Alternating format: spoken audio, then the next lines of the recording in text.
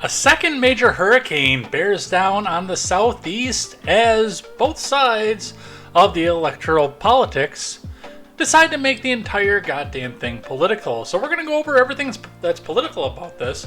We'll actually talk about some of the non-political things about this as well, and go over what happens next both in Florida and in North Carolina. In other news, the dock workers' strike has been suspended, but not for very long. In fact, they're only going until January 15th. And I have some suspicions that there's some politics at play in there as well. So we'll be going over that, what happens with that, and where we go with that.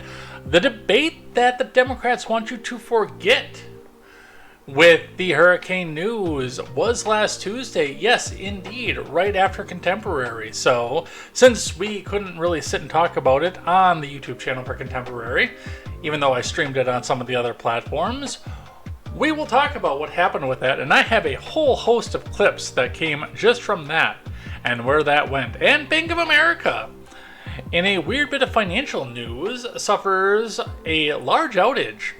Thousands of users report zero balance and unable to get any sort of cash out of their accounts. It is going to be all of this and more over here on Contemporary, so strap yourselves in, find some friends, get in here, get some dinner. I just did. That's part of the reason I'm a little bit late here tonight, but a wizard is never late, so I'm here on time. It is all of you who are here early, and it's early morning. The sun comes out.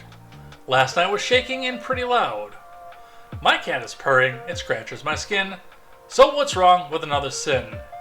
Especially in election season, of course. I am Jay Edgar, and this is Contemporary. Take care.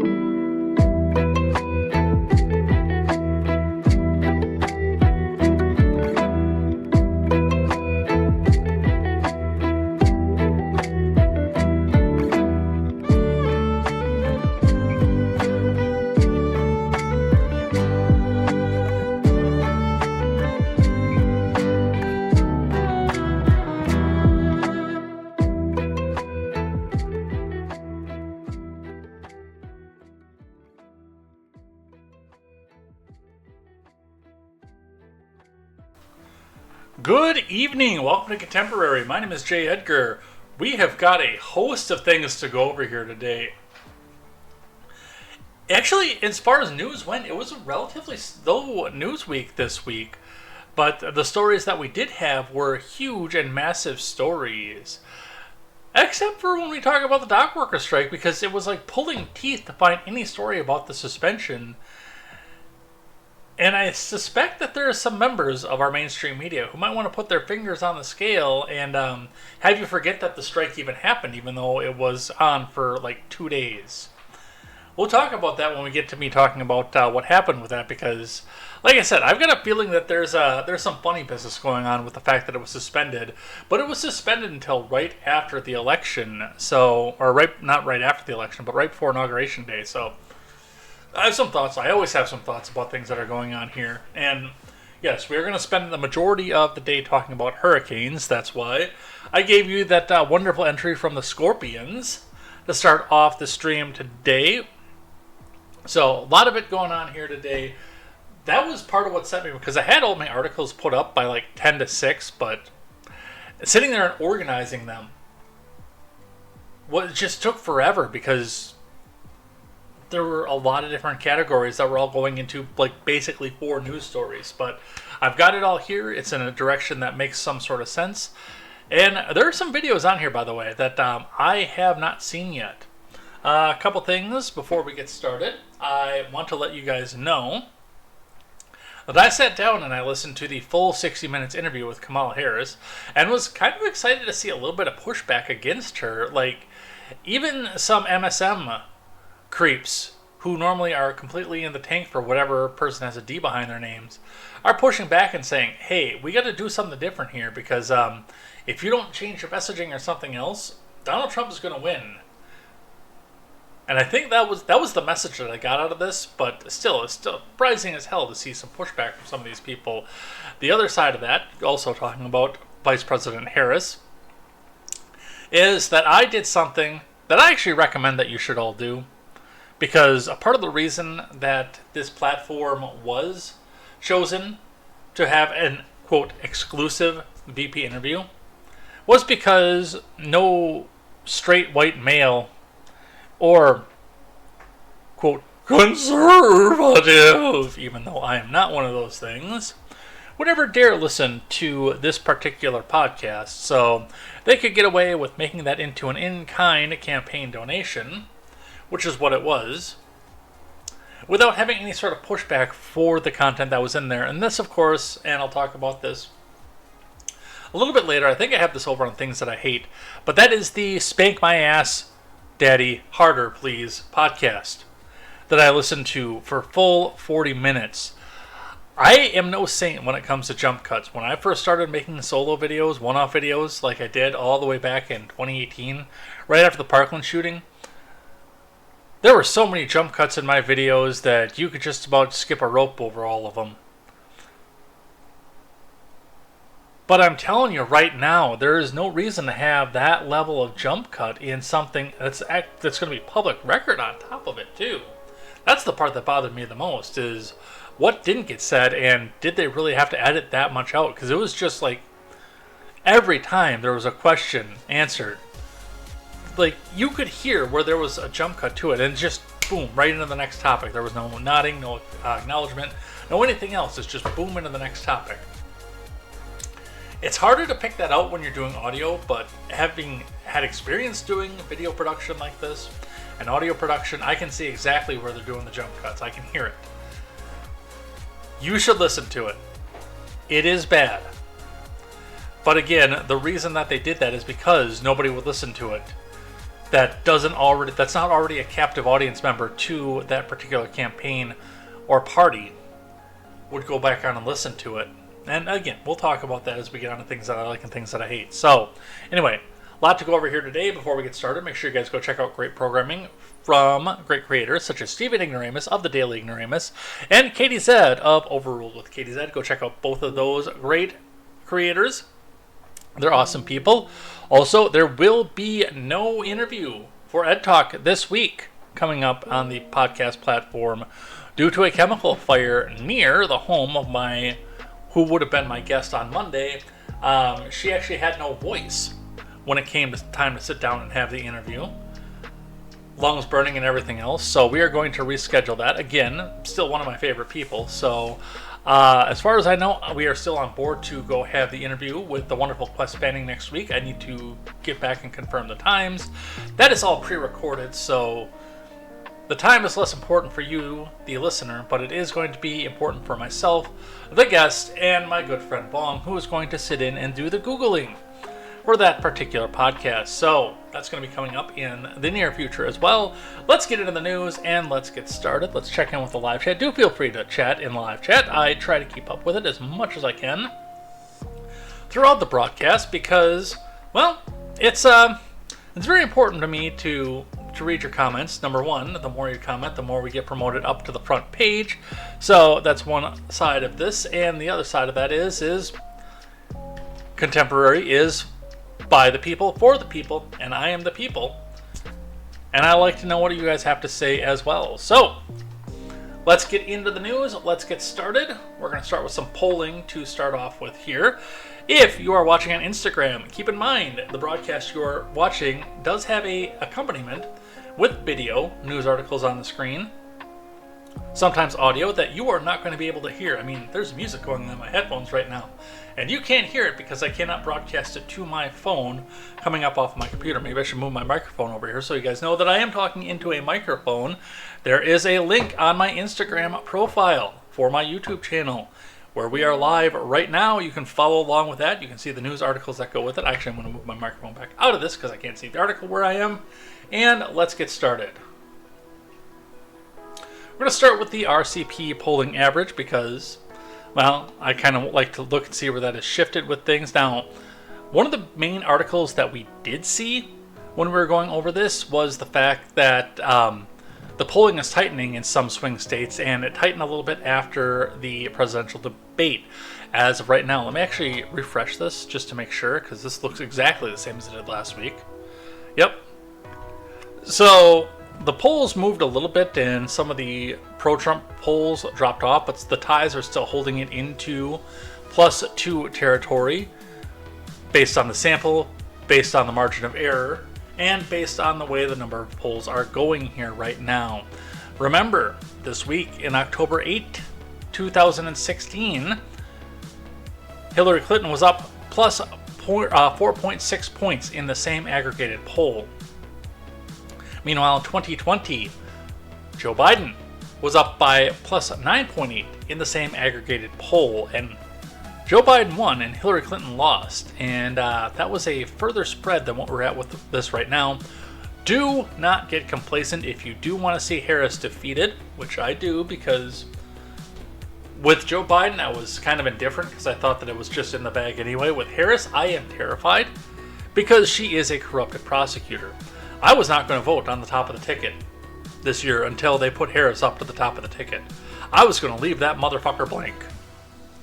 But if you do want to see a change in the leadership of this country, do not get complacent. Please do get out. Make sure you vote. We are 4 weeks away from the election right now. So this time in 4 weeks, Contemporary will go on. And right after Contemporary, and I'm actually going to go in tomorrow and make sure I take that Wednesday off from work, because we're going to sit right here in this chair and go over the results probably until the wee hours of the morning. I want to see when the big shift is. So that is going to be up there. And that's what we have with this. Now, I got a couple from the Daily Wire. They're, I think, talking about the same topic. But we're going to talk a bit about my state as a swing state with Tammy Baldwin. Let's see here. Let me check in with the live chat here. I mean, if you guys are going to talk about it, I should incentivize you to do so. Palm is first, reminding me that I am late. No, Wizard is always on time. Palm is lurking today because she's at trivia. Mog says last. Mog says this is weaponized weather. Thank you. School shirt is BFF. Yeah, I have that one too. Palm says pretty song. Right now, Vance and Walls are sharing a milkshake with 2 straws. Nice. Small Human was hoping he was playing Mario. Nope, that is tomorrow night. And we're going to get another star tomorrow night in Mario 2. No fact-checking. Only fact-checking of one side, of course. Thank you for that. Alright. Let's get the Rumble chat up here, just in case somebody decides to drop in over there. I do miss my friend Dual Helix. I hope he pops in today, because I'm sure he has a lot to say about the debate and the weather, by the way. Alright. From the Daily Wire, Republicans claim momentum as battleground Senate race becomes a toss-up. That is right here in the state of Wisconsin. From Leaf LeMahieu. The Wisconsin Senate race is now a toss-up between incumbent Democratic Senator Tammy Baldwin, who I think is on her 3rd term in the Senate, and then she was in the House for a little while too.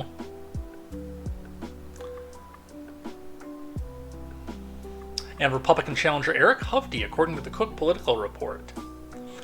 The election forecaster announced on Tuesday that the race had shifted from lean Democratic to toss-up, as polls show Baldwin's lead decreasing. The move comes after a survey from Cook found that Baldwin held a 49 to 47% lead over Hovde, much smaller than her 7-point lead in Cook's previous poll. The race has tightened because Hovde has consolidated Republican support and has made gains among independents, according to Cook. He hasn't made gains against with this particular independent yet. Working on it. But I've seen some of his record and some of the things that he did in business, and I still cannot put my hat behind him. I think he's going to be another tax and spend Republican, honestly, just like Bush.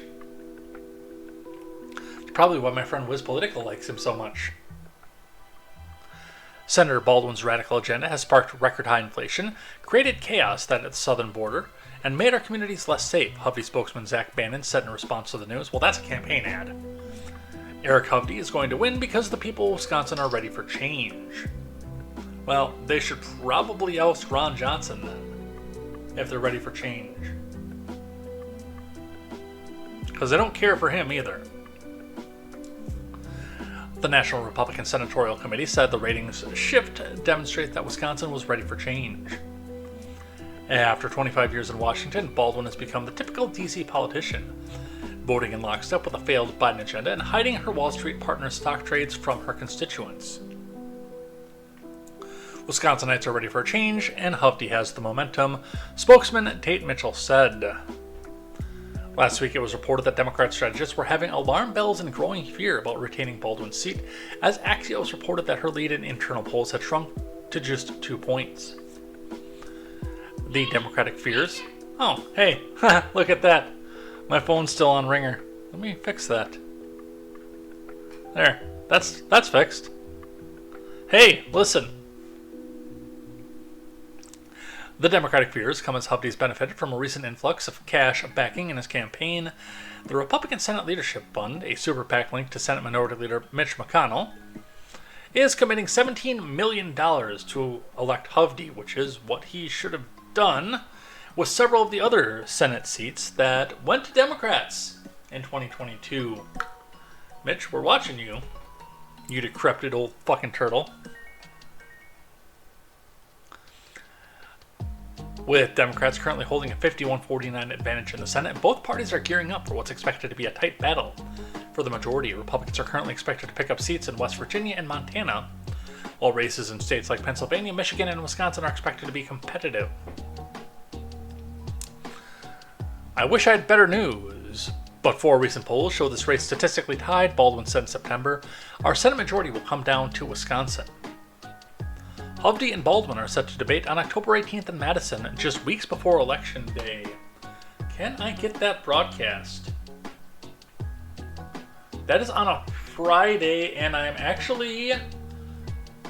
No, that'll be the Quest Fanning Week, so that'll be on... No, that is not. That is the same day while they're debating that I'm interviewing Kat, who sat in for Google, on my first interview with Chris Lokes. So I will not be able to stream that one live. And there will be no Fallout Friday that week as well. And just a follow up to that one from earlier in the week, as they'd mentioned, sounding alarm bells. Democrats sounding alarm bells over holding Senate seat in battleground state report. Strategists are starting to have alarm bells about retaining Wisconsin Senator Tammy Baldwin's seat in November as polls show her lead over Eric Hovde diminishing. Axios reported Thursday that there was growing fear among Democrats about Baldwin's re-election campaign as her lead in internal polls has shrunk to just 2 points. According to the report, strategists believe the race is much closer than some polls indicate. So, we will see what happens with this. And I will be listening to the debate no matter what, but it's probably going to be after the fact for myself, as I have a previous commitment for that particular night and time. All right, let's look at the markets before we start talking about the hurricanes. This kind of blows my mind a little bit. Now, we'll go back over the last 5 days too. The stocks are holding semi-stagnant at this point, maybe a little bit low, but they're holding against basically their record highs right now.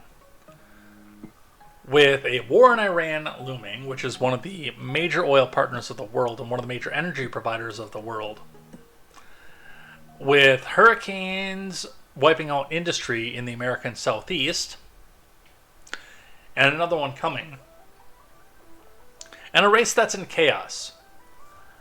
I've been watching the stocks, both on and off the screen, for six years at this point. I don't know what to make of this.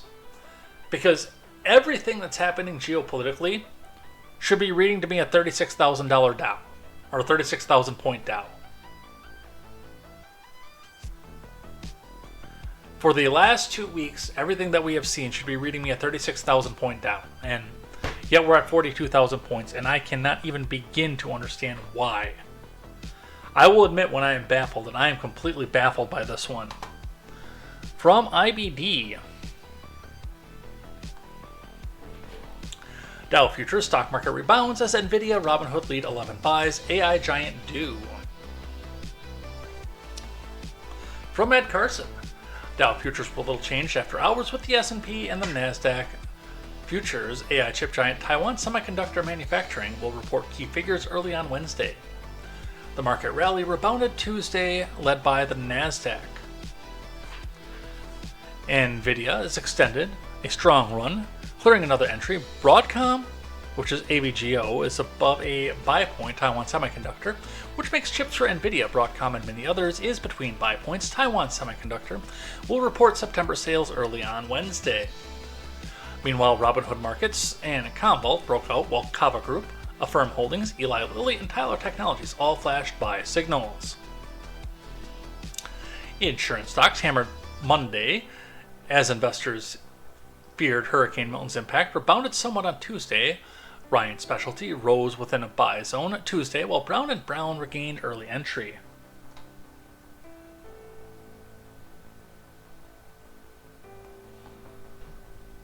You name a storm Milton and you expect people to run away to the majority of Florida's residents. A Milton got headfirst dunk into a Flushing shitter. Ma, is there something that we need to talk about from your past? Do we need to have therapy on Contemporary? Do we need to talk? Do I need to open up the call-in showroom?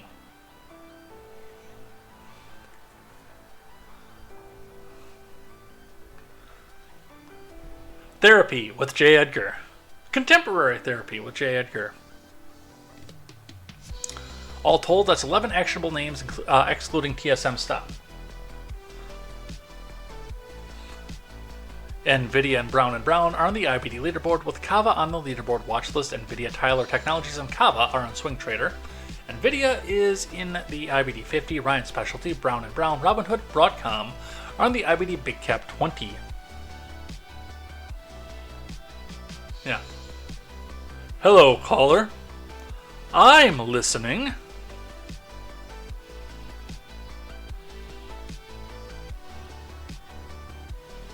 Robinhood, by the way, was IBD's stock of the day on the futures.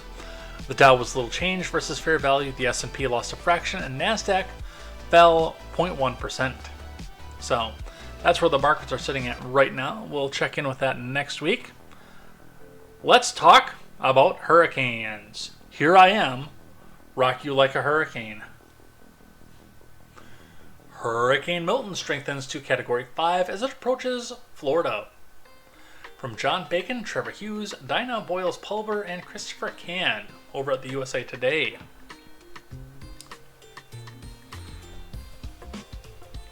Hurricane Milton regained Category 5 strength on Tuesday as it barreled across the Gulf of Mexico, but not on down the Mississippi to the Gulf of Mexico, just across the Gulf of Mexico. We fired our guns, but the British kept to come. Nope. Wrong stream.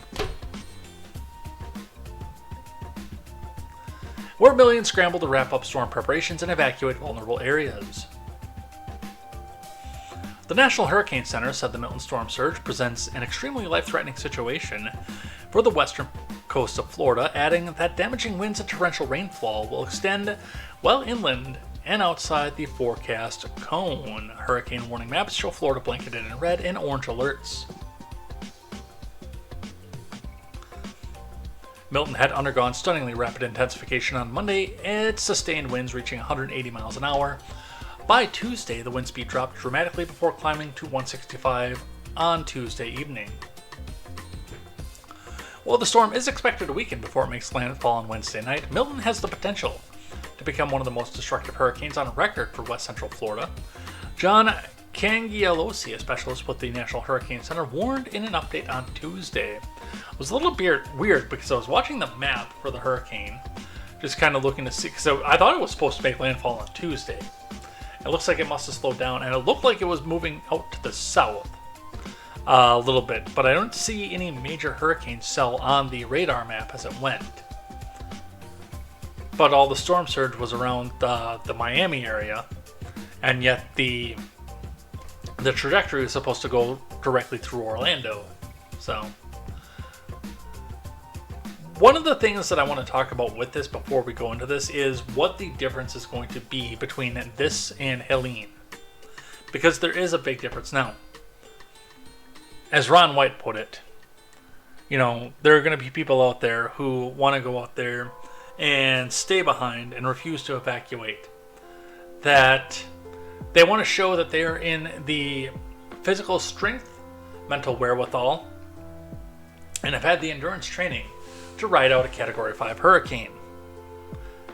But to quote Ron White, as I said before, at 165 miles an hour, it is not that the wind is blowing, it is what the wind is blowing. Because if you get hit with a Volvo, it's not going to matter how many sit-ups you did that morning.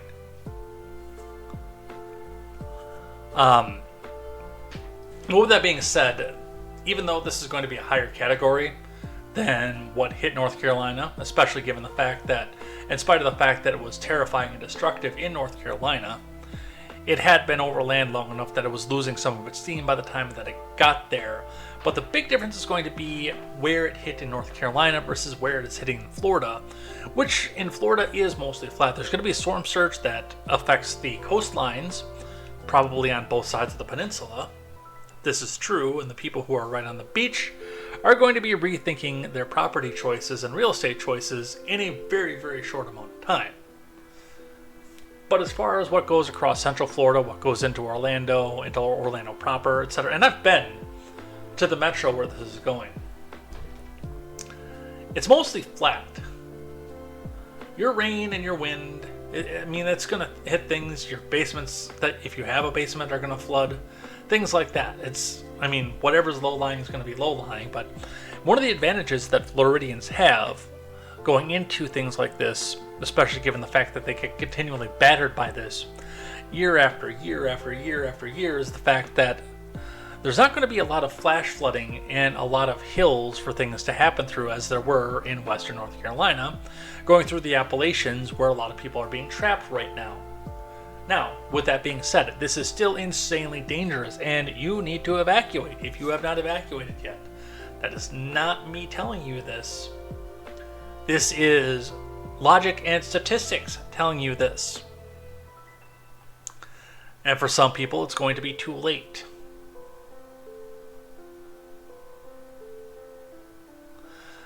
Florida man Ron DeSantis told state residents that the path of Milton, that time is running out before landfall, likely has a Category 3, although it's been upgraded back again to Category 5 at this point. More than 1 million people were under evacuation orders in at least 16 counties, and both numbers were expected to climb as Milton draws closer to the coastline. Still recovering from Hurricane Helene's strike less than 2 weeks ago. In St. Petersburg, Julie Boss fled for safety. Boss, 32, was a new mom with a 3-month-old baby when her home was flooded by Idalia last year, causing $65,000 in damage. I couldn't go through another flood, Boss told the USA Today Network, Florida. I told my husband I couldn't handle that again emotionally. And there's your map right there. With, looks like, as of 4 a.m. this morning, just outside of the Yucatan, maybe even taken a little bit out of out of Punta Cana. And it's suspected to be at 1 p.m. Wednesday, starting to show signs into the outskirts of it, and the rainstorms are probably supposed to hit west central Florida. And then, yes, 1 a.m. on Thursday. It's supposed to be right over land. 12 hours later, by 1 p.m., it'll be out over the ocean, and the recovery can begin. Unless it kicks really, really northward and takes out Georgia again. It's the funny thing about weather. We can sit and do all the prediction models, all the computer models and everywhere, and then somebody goes and puts his finger in it, and it's all different. So this is going to be deadly. This is going to be dangerous. Milton was centered around 480 miles southwest of Tampa, rolling east-northeast at 9 miles an hour. According to the National Hurricane Center's 5 p.m. Eastern Time update, Rainfall amounts of 5 to 12 inches with localized totals up to 18 inches were expected across central and northern portions of the Florida Peninsula. Through Thursday, the Hurricane Center said life-threatening floods were possible. So, there is your Milton update as far as the weather goes. Now, because everything has to be political, let's get into the fun parts of this. Officials expect Florida's coastline to change amid Hurricane Milton.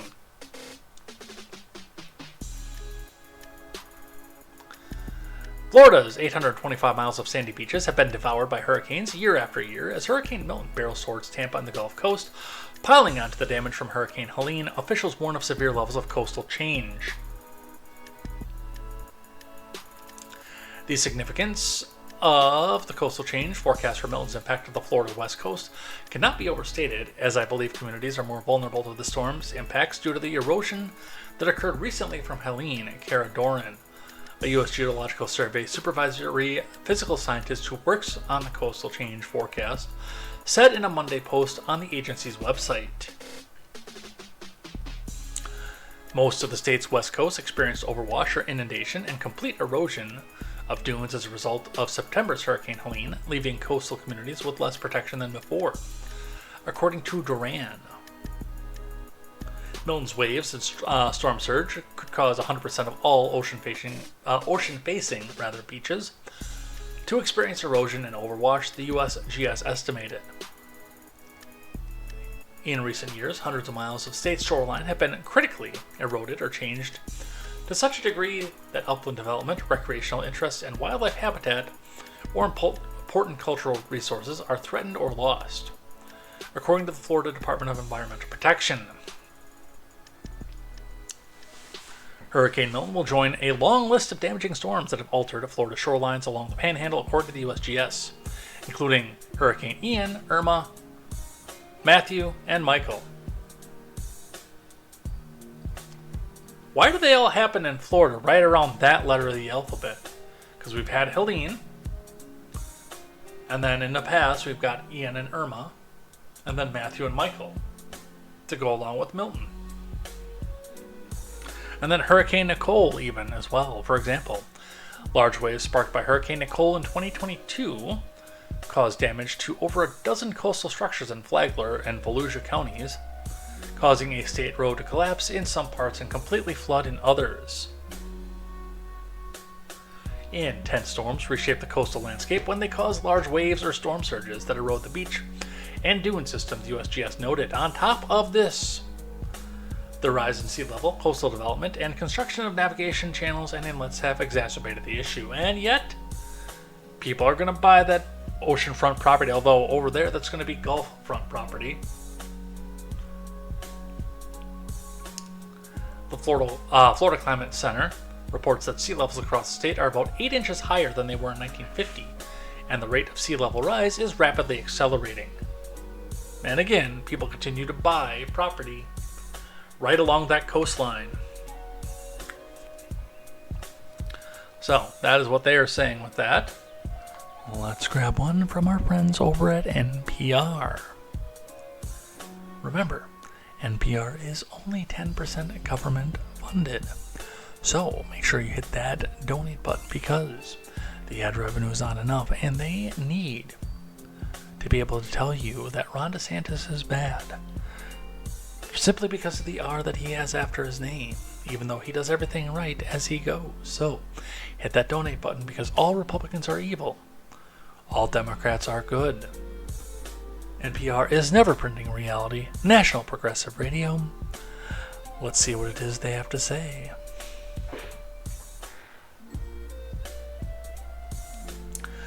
Floridians reconsider staying home as Hurricane Milton edges closer.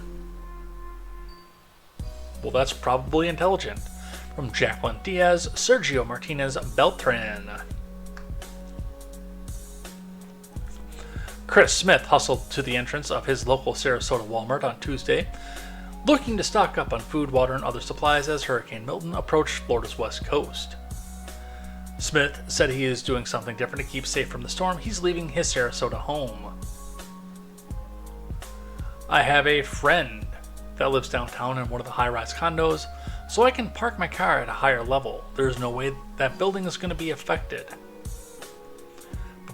Want to bet? Before driving over there, he's fortifying his home's windows, seeing the massive destruction of Helene, which was a Category 4 when it hit Florida nearly 2 weeks ago, has Smith feeling paranoid about this storm, he said. It's very serious, he said, and I never feel that way with all the information, all the numbers, and everything. It's going to be destructive, he said.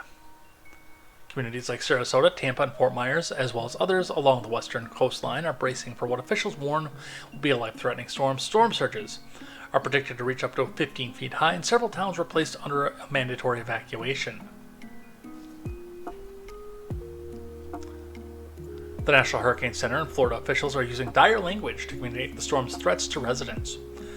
Surprisingly, the usually hurricane-hardened Floridians appear to be taking it seriously. Cameras with the State Department of Transportation showed crowded highways filled with evacuees heading north away from Milton's trajectory on Monday evening. So, yeah, and they should be getting out. Especially if it just happened a couple weeks ago.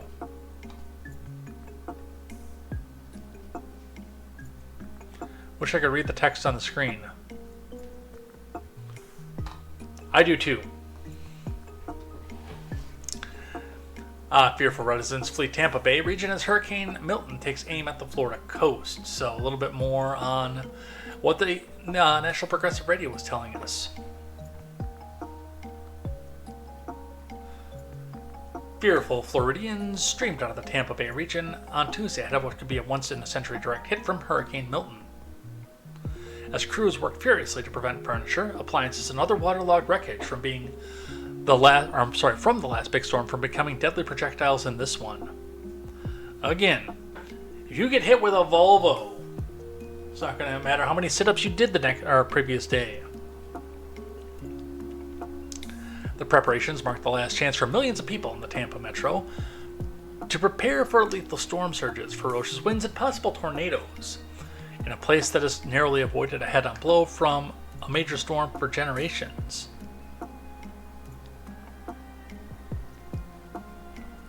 Today is the last day to get ready, said Craig Fugate, a former FEMA director who previously ran the state's Emergency Operation Division. This is bringing everything. Florida man Ron DeSantis said the state deployed over 300 dump trucks that had removed 1,300 loads of debris left behind by Hurricane Helene by Tuesday afternoon. In Clearwater Beach, Nick Szabo spent a second-long day hauling away 3-foot piles of soggy mattresses, couches, and drywall after being hired by a local resident who was eager to help clear the roads and unwilling to wait for overwhelmed city contractors. I'm kind of curious, and I gotta touch base with. I still have a friend that lives down there, friend who used to regularly watch, and just make sure that he's doing okay as well. And he drives a roll-off, so he's probably busier than a cat covering shit right now.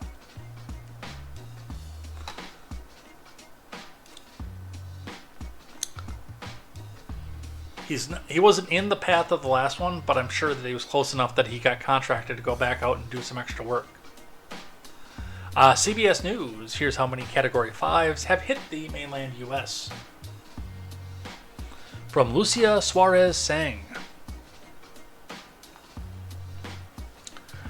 The Atlanta hurricane season begins on June 1st and runs through November 30th, and on average, the Atlantic Basin sees about 7 hurricanes and 3 major hurricanes a year. On the Saffir-Simpson hurricane wind scale, a major hurricane means a Category 3 or higher. The scale includes 5 categories based on storm-sustained wind speeds. It also estimates potential damage to property ranging from some damage to catastrophic. The highest is Category 5, which means a storm that has a sustained wind speed of 157 or higher. According to the National Hurricane Center, there have been an estimated 42 tropical cyclones that have reached Category 5 status in the Atlantic Basin since 1924. The most recent being Milton, which is churning towards Florida's Gulf Coast with winds as high as 180 miles an hour,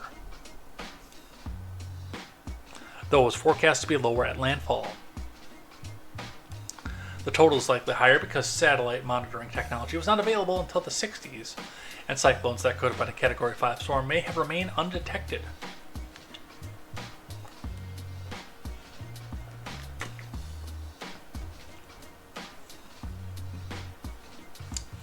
Several recorded Category 5 hurricanes reached that intensity multiple times during their lifetime. Hurricanes Allen in 80 and Isabel in 03 and Ivan in 04. Each soared to Category 5 intensity 3 separate times in their journeys. The November 1932 Cuba hurricane and Hurricane Irma in 07 spent the longest combined time at Category 5 strength at 78 and 77 hours respectively, according to the National Oceanic and Atmospheric Administration's database, or NOAA for short. So, not exactly a common occurrence, but 42 times in 100 years is nothing to sneeze at either. From my neck of the woods, Hurricane Milton, Milwaukee Airport flights arrive from Florida. So some of them are going to ride it out up here where it's cold as balls. Then we had to come back over here last night because I spent the weekend with Tom as I always do. But before I did, I forgot to close up all my windows and it got cold as balls on Sunday night. From Abril Preciado, Hurricane Milton heads towards Tampa. Time is of the essence as millions of people evacuate. Some travelers are headed to Wisconsin. Why wouldn't you? People are friendly. It's like being in the South, except we have a winter. And you're guaranteed not to see a hurricane. It was funny, we were actually kind of waiting for... What was the one that ran through Louisiana while Steven and I went to Florida in 2020? There were concerns that was going to be fueled by the Mississippi River and make its way all the way up. And my mom actually brought that. I'm like, that's not going to go up through... It's not going to follow the Mississippi all the way up. It'll run out of steam before it gets up there. It'll run out of steam before it gets through Missouri. It could probably wreck a good part of that state, and I wouldn't mind. But it'll run out of steam before it gets past there. You'll get a couple rainstorms.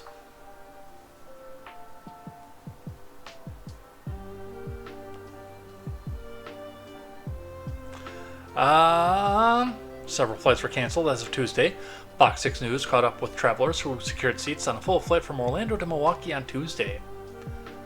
It was really clear this morning flying out. The last 2 days, though, it'd be nonstop raining, said Eric Giletti. I saw Steve Urkel and Alec Baldwin as game show hosts tonight. It was weird. Kept checking to make sure the flight wasn't getting canceled or anything. They told us we were going to be closing the airport tomorrow at 8 a.m., so we just got really lucky. That wasn't an accident, by the way. Alright, shifting gears, going on to Helene. Death toll from Hurricane Helene rises to 227 as grim task of recovering bodies continues.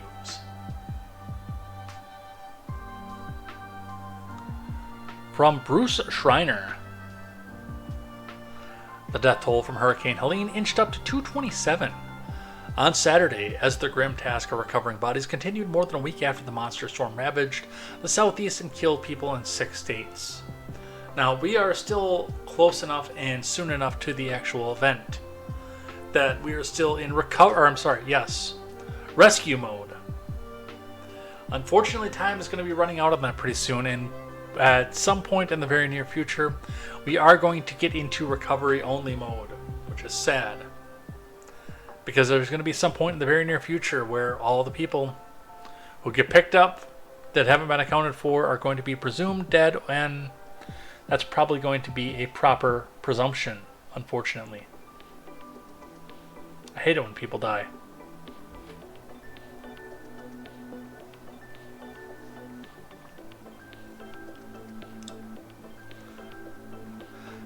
Helene came ashore September 26th as a Category 4 hurricane and carved a wide swath of destruction as it moved towards Florida, or inwards from Florida rather, washing away homes, destroying roads, knocking out electricity and cell phone service for millions. The number of deaths stood at 225 on Friday. 2 more people were recorded in South Carolina the following day. It was unclear how many people were unaccounted for or missing, and the toll could rise even higher. I am, by the way, unfortunately predicting, I'm going to say probably going to be 300.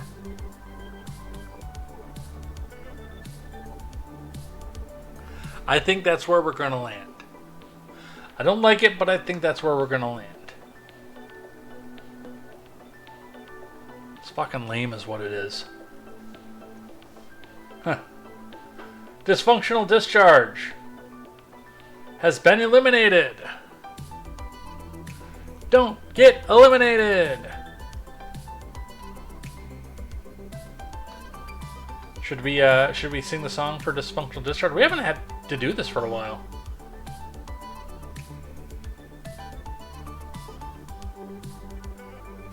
Oh, looks like there's an ad there.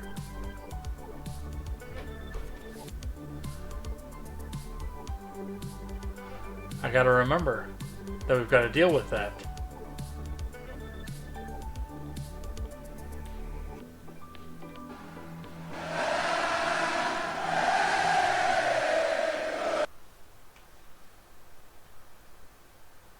Huh, it gave me another ad. Fuck off.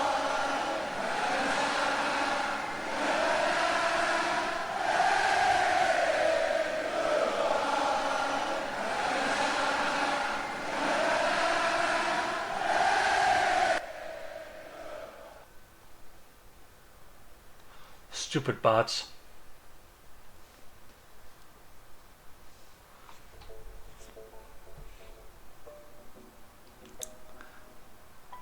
Let's see. Helene is the deadliest hurricane to hit the mainland U.S. since Katrina in 2005. About half the victims were in North Carolina, while dozens more were killed in Georgia and South Carolina. The city of Asheville in the western mountains of North Carolina was particularly battered.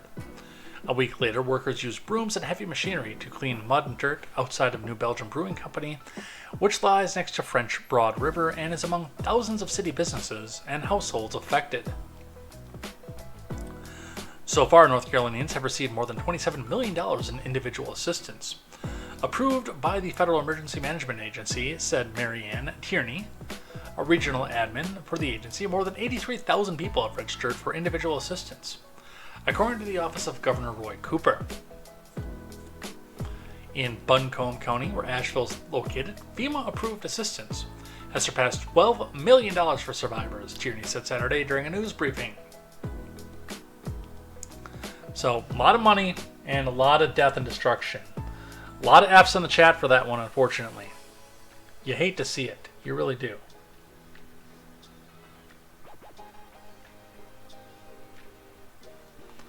Alright, let's get this back up. Had to move some stuff around over on my left screen, so now I gotta go back where I want it.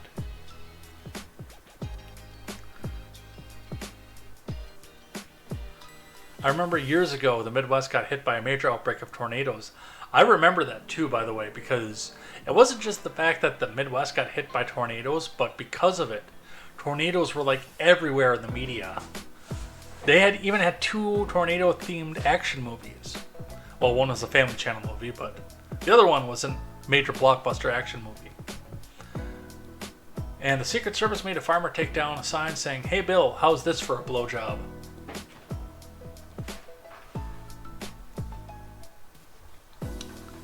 Alright, what else do we have?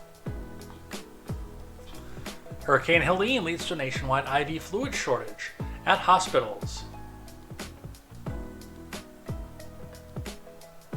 From Yukari Nakayama and David Chang.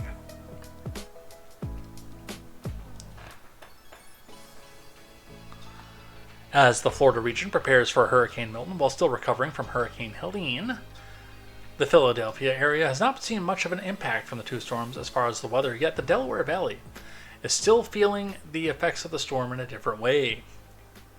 Hurricane Helene led to the closure of the facility in North Carolina that supplies the nation with IV fluid bags. As a result, hospitals across the country, including the Philadelphia area, have had a shortage of IV fluid. The Mainline Health Bryn Mawr Hospital is one of many across the tri-state that relies on the company Baxter for their IV fluid supply. The shortage caused Mainline Health to only receive 40% of the supply that they normally use. However, we've changed how we order fluids, what type of size of bag of fluid that we use, said Dr. Jonathan Stelkamp, the chief medical doctor of Mainline Health, to NBC 10, where we use fluids and maybe where we encourage more oral hydration and people getting to drink Powerade or Gatorade.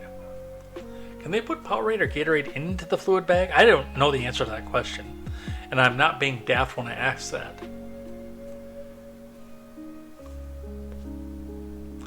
The American Hospital Association called on Biden to help with the shortage. Our members are already reporting substantial shortages from these life-saving and life-supporting products. A spokesperson wrote in a letter to Biden on Monday, patients across America are already feeling the impact, which will only deepen in the coming days and weeks, unless much more is done to alleviate the situation and minimize the impact on patient care. The association is asking for FDA to declare a national shortage and extend the expiration dates, allowing hospitals to prepare their own sterile IV. Really encouraging our government to look at this as a public health emergency, Dr. Stallkamp said. When you lose 60% of your supply out there, that's really going to impact healthcare across the country. So,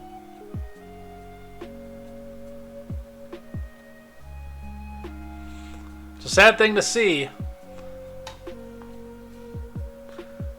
and something to be wary of if you wind up going into the hospital at this point. Tennessee nurse died searching for a man stranded in Hurricane Helene floodwaters. I've got no author given from CBS News. As the Hurricane Helene-driven waters rose around Nolichucky River in Tennessee, Boone McCrary, his girlfriend, and close chocolate lab headed out on a fishing boat to search for a man who was stranded by floodwaters that had leveled his home. But the thick debris in the water jammed the boat's motor, and without power it slammed into a bridge support and capsized. McCrary and his dog Moss never made it out of the water alive. Search teams found McCrary's boat and his dog's body 2 days later, but it took 4 days to find McCrary, an emergency room nurse whose passion was being on his boat on that river. His girlfriend, Santana Ray, held onto a branch for hours before rescuers reached her. David Booton, the man McCrary had set out to rescue, was distraught when he learned that McCrary had died trying to save him. F in the chat. And I mean, we've got all these reports, and I don't know what's all true and what isn't, honestly, because I'm not there. We'll be talking about it a little bit later. But we've got all these reports of the fact that FEMA is blocking people from going to do anything for this. Now, this is in North Carolina that they're reporting this in. This story is happening in Tennessee. But I still have F's in the chat for this dude. I do. I've never had anyone risk their life for me, Booton told the Associated Press. From what I hear, that's the way he has always been. He is my guardian angel, that's for sure.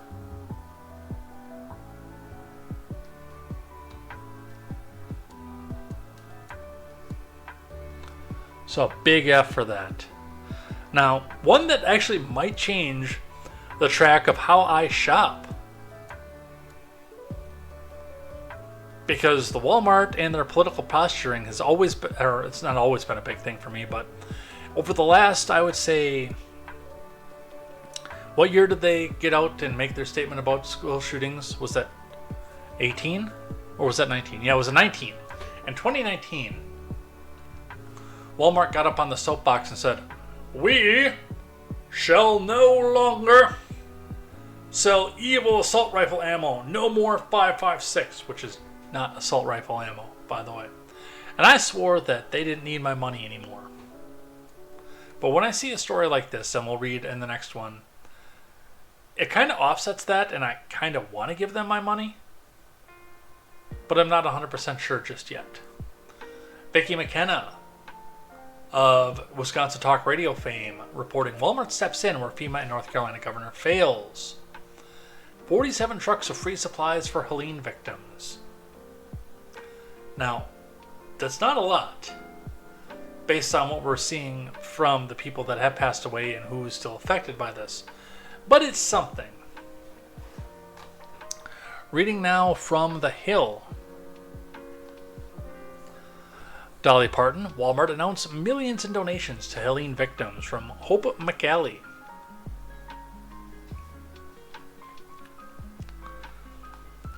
Country star Dolly Parton announced significant donations to Hurricane Helene flood relief efforts at a Friday event in Newport, Tennessee. The music icon, speaking at a Walmart, said she was making a $1 million donation to the Mountain Ways Foundation, a nonprofit dedicated to providing immediate assistance to flood victims in the southeastern U.S. Parton's Dollywood Foundation and her businesses in East Tennessee, Dollywood Parks and Resorts, Dolly Parton Stampede, and Pirates Voyage Dinner and Show matched her donations, bringing the total contributions to $2 million. I was a few miles away from one that had hit, and it was like 6 years ago. It's still fucked up there. You're going to have to tell me where that is, because I don't know.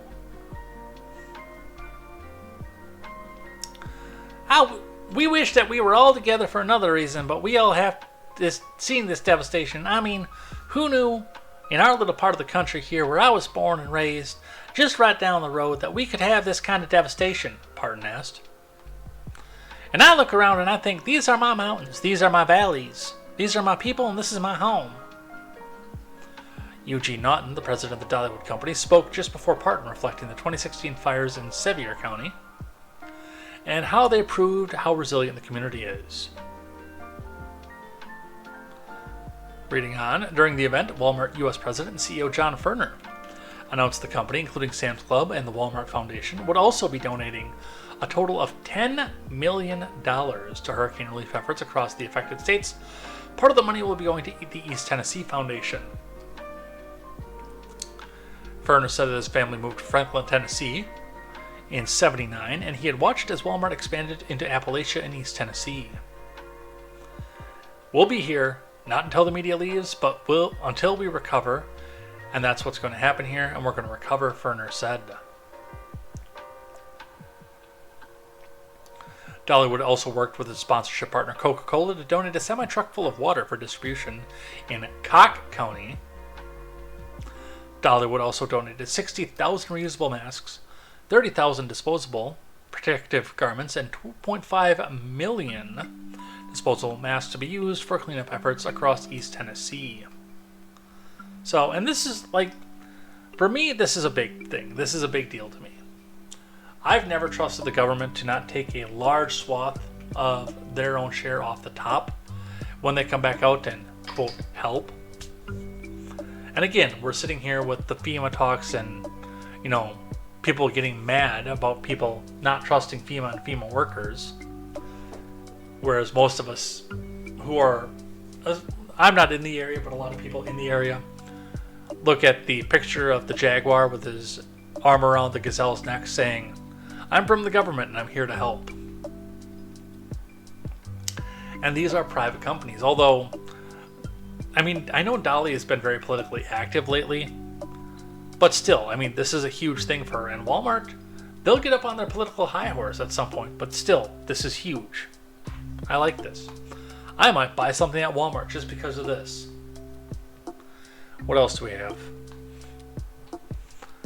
On to the FEMA things. Philip Anderson, whistleblowers in FEMA, confirmed that Harris has ordered them to stand down and do nothing, and even withhold financial aid while hurricane victims in North Carolina and Georgia are dying. Harris is murdering innocent American citizens.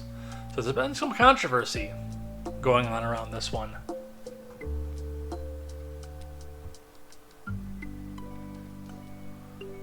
What else do I have?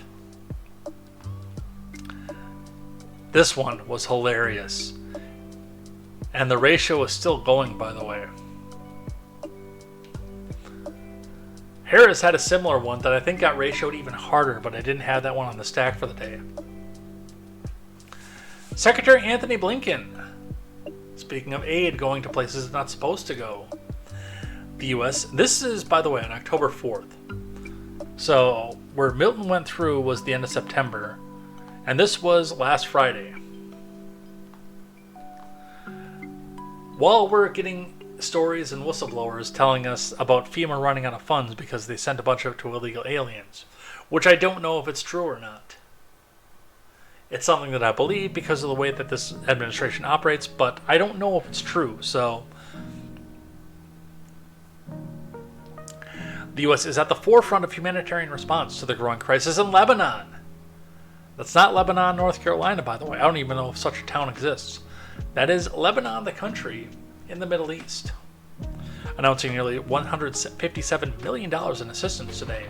We are committed to supporting those in need and delivering essential aid to displaced civilians, refugees, and the communities hosting them. This post got 43,000 comments, most of them disparaging, and only 7,000 likes. That is a ratio for the ages.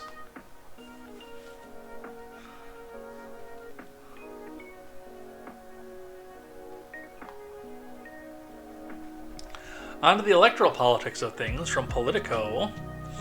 Helene hit Trump strongholds in Georgia and North Carolina. It could swing the election. It could, but not in the way that you guys think. I think this might have been the Biden campaign's Katrina moment, honestly.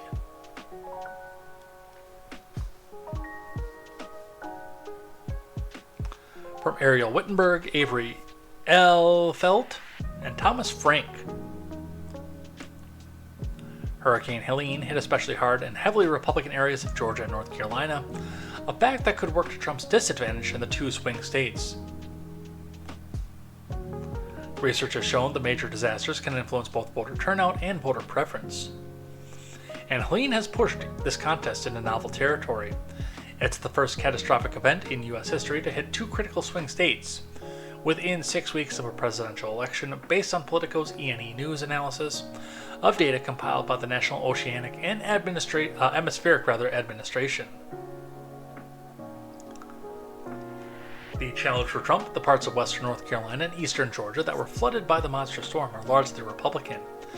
In 2020, he won 61% of the vote in North Carolina's counties that were declared a disaster after Helene. He won 54% of the vote in Georgia's disaster counties. Now, see, and that's all well and good. The post office is still going to function. Not rain, nor sleet, nor snow. You get the picture on that one.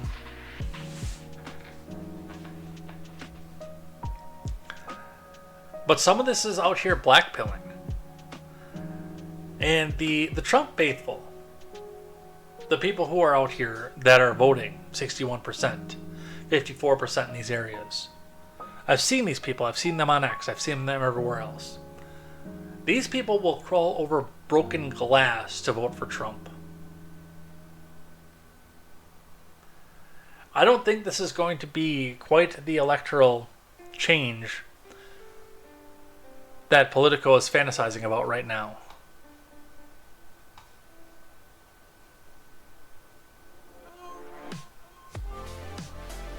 What else do we have? From Fox, North Carolina residents will see changes to early voting after Helene. From Aubrey Spady. North Carolina election officials are adjusting their voting rules to ensure that residents in areas impacted by the recent hurricane damage can vote early in the upcoming election. Hurricane Helene made a damaging sweep across the southeast, covering swing states that had already started early voting. But the storm caused severe damage to several predominantly red counties and early voting centers as focus shifted to disaster relief. On Monday, the North Carolina Elections Board passed a bipartisan emergency resolution that reformed the state's early voting process in 13 counties. Notably, all except one, Buncombe, voted for former President Trump in 2020.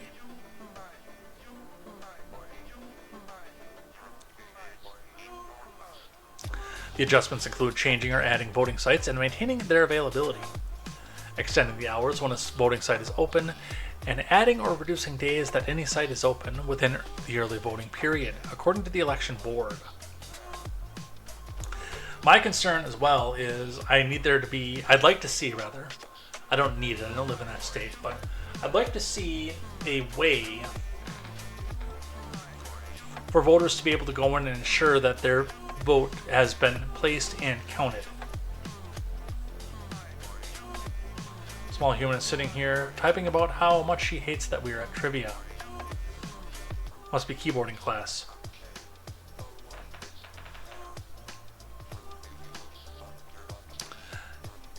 Voters in these counties will also have more time to request an absentee ballot, with the deadline being November 4th. The state's elections board identified 13 counties in western North Carolina as the most impacted by the hurricane. The counties that will see the changes applied to their early voting processes include Ashe, Avery, Buncombe, Haywood, Henderson, Madison, McDowell, Mitchell, Polk, Rutherford, Transylvania, Watauga, and Yancey. You know anybody in these areas? Please let them know that there has been a change to how they vote, or how they can vote.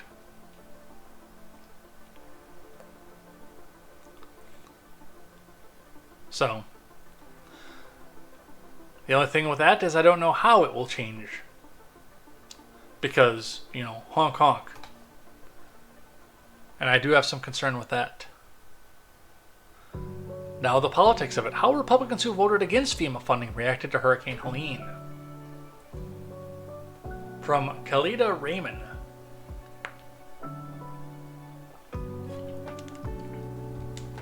And a computer teacher whose last name was Raymond.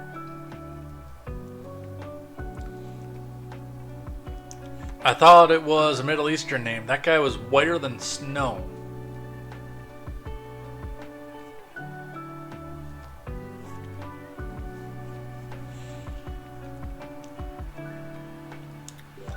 He was in his 60s then. I don't know that he's probably even still alive.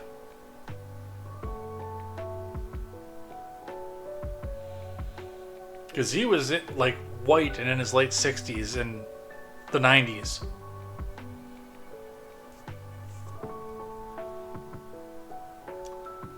Although, the guy who wound up being our art teacher, because he took a long-term sub job when our regular art teacher went out for maternity leave and then was liked by so many people that he wound up staying for 8 more years, was already retired with full pension. Which meant that he was into his 60s too. And he's still kicking.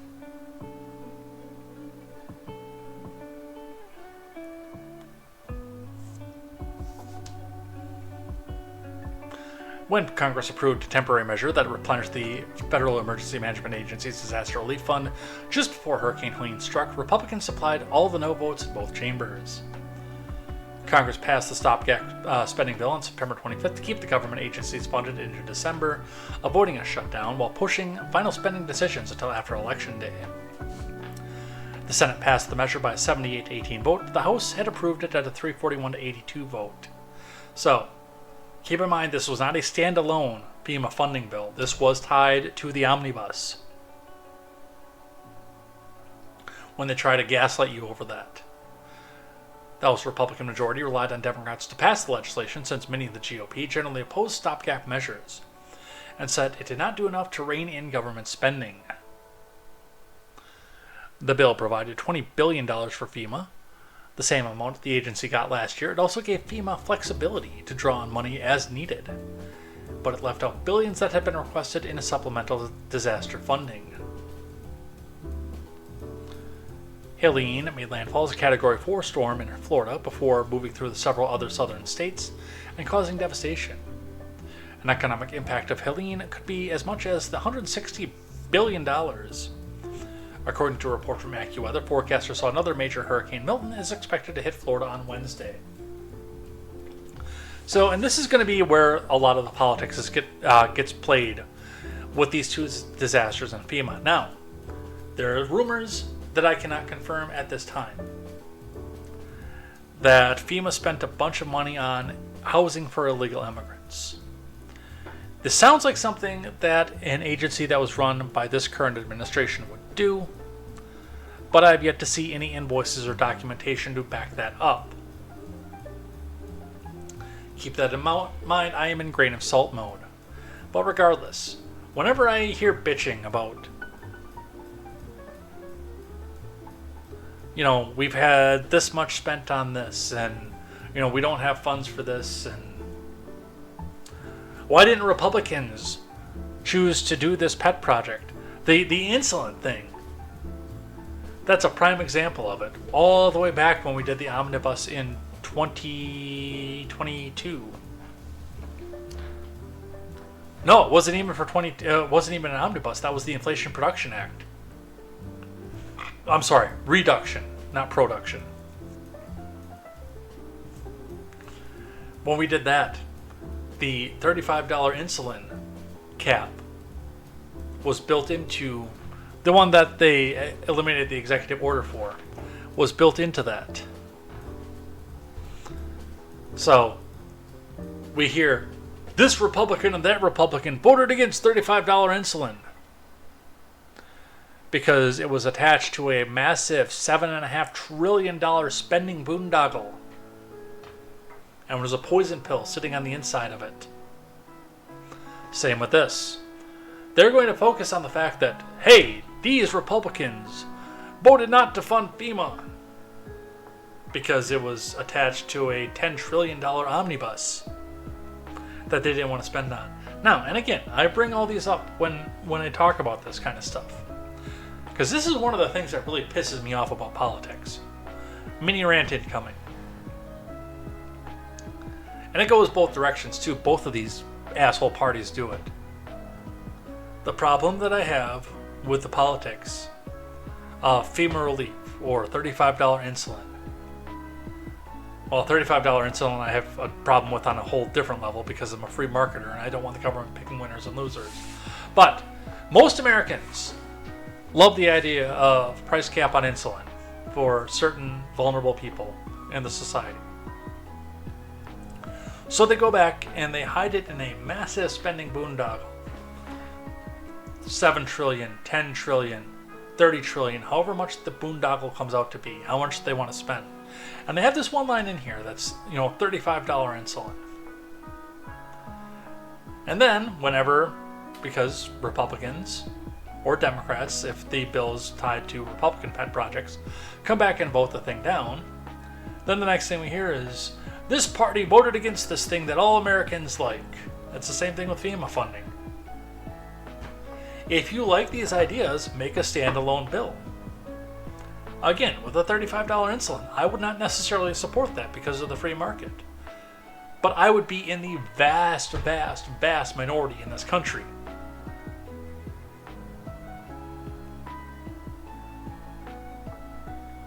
Hell, you'll get libertarians to vote for that shit. I would be a vast minority in this country for that one. And if it went through a standalone bill, it would pass with flying colors. It might even get unanimous consent. If you put in a bill that says, okay, we want to use this appropriation to fund FEMA as a standalone bill without being attached to the omnibus boondoggle that only keeps us going till December 15th. With everything that's just happened in the last 2 weeks and everything that's happening now, the people would urge their congresspeople to vote for it. 999 to 1.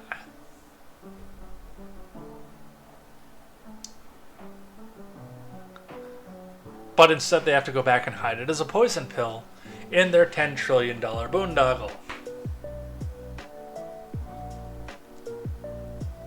And that's the part that Newsweek isn't going to tell you. Well, they'll tell you it was in that spending bill, but like when the page shills go out on X and cite a report from MSDNC or something else like that, it's just going to be, this Republican voted against FEMA funding. Not, this Republican voted against the omnibus, as it should be.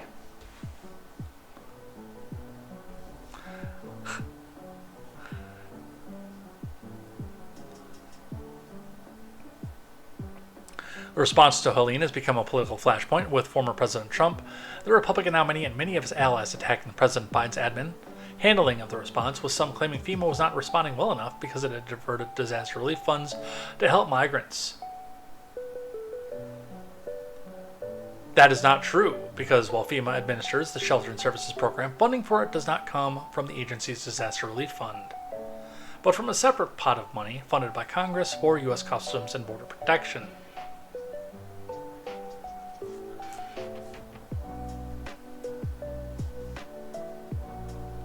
This is the funniest part.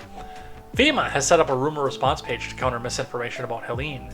It says claims that funding for disaster response were diverted to support border-related issues are false, noting that FEMA's Disaster Relief Fund is a dedicated fund for disaster efforts, and money meant for the fund has not been diverted to other non-disaster related efforts. So the people who already didn't trust FEMA are supposed to go to this webpage and magically trust FEMA. Are you out of your fucking mind?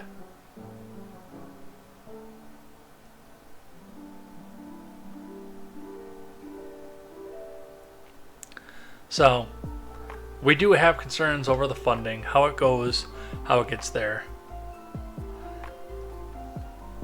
Some more politics for this one. Florida man Ron DeSantis is refusing to take Harris's call on Hurricane Helene. Yeah. Palm actually, I don't know if this is her position, but it's definitely my position. She might be humoring me on this one, but she says, we don't want to trust FEMA. I'm from the government and I'm here to help. Scariest words in the English language.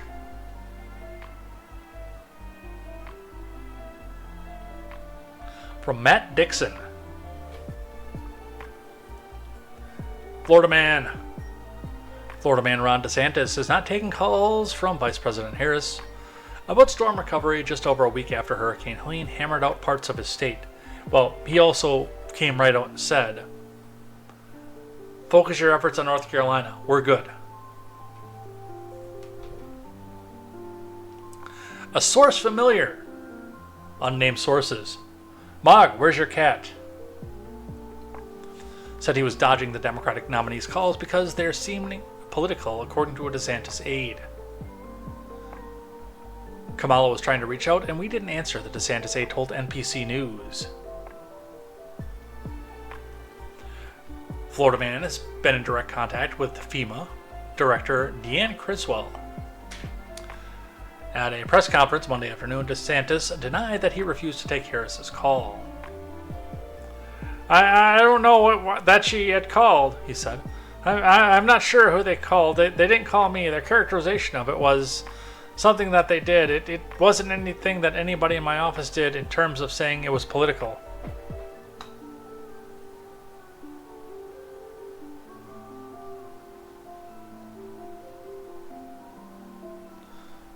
Meow is in the word homeowner.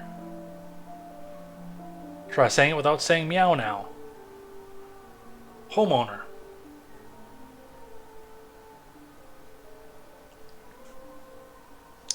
Asked about the NBC News report Monday afternoon and whether politics was seeping into the hurricane response, White House token diversity hire said, that's really for the government to speak to, right?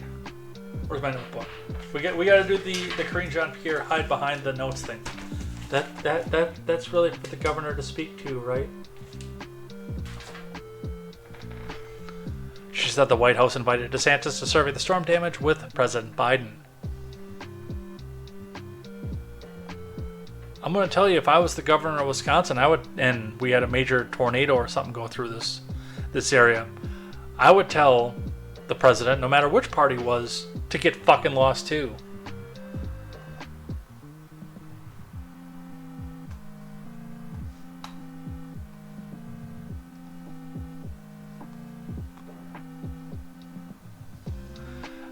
Especially if my state had it under control. Now, with the Madison Democrats being partially in control of the purse strings, I don't know that we would have it under control, but if we had it under control like Florida man DeSantis has in Florida, yeah, I would tell the federal government to take a fucking walk.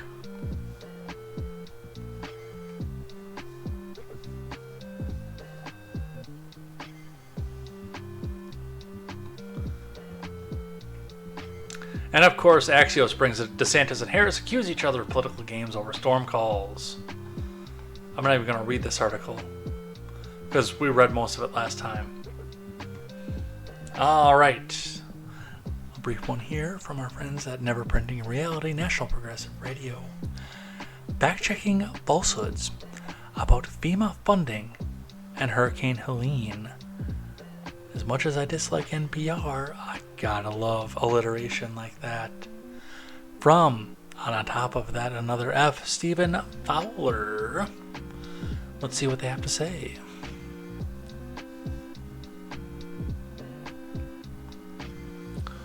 Rumors, misinformation, and lies about the federal government's response to Hurricane Helene in the southeastern U.S.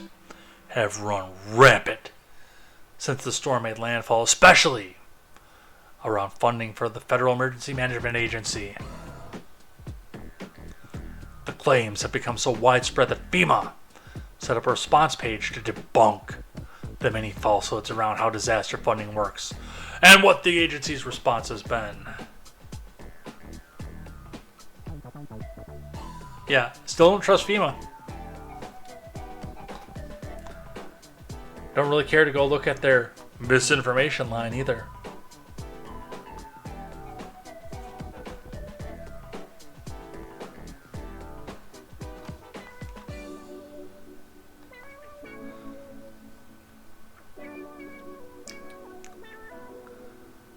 And the FEMA director is, of course, again trying to say, just trust me, bro. Don't do any fact checks, just trust me. Mayorkas says FEMA has no more disaster funds, but IG reports his agency is sitting on billions. Interesting take in this one from Elizabeth McDonald over at Fox Business. Homeland Security Secretary Alejandro Mayorkas faces new firestorm of criticism for claiming FEMA's outed disaster funds right as the DHS's Inspector General released a report saying FEMA is sitting on at least $8.3 billion in untapped, unspent funds. On October 2nd, Mayorkas said, "We're expecting another hurricane hitting. We do not have the funds. FEMA does not have the funds to make it through the season and what is imminent." So, do you think they're trying to embezzle something? I mean, to run out of funds because you're diverting it to illegal immigrants is one thing. This actually might be more damning. This might be worse. Because if they're sitting on $8.3 billion in untapped, unspent funds, and now they're going to go run to Congress and say, hey, vote for more funding for me. Yeah, I'm going to need an audit of that shit. Because that's kind of bullshit.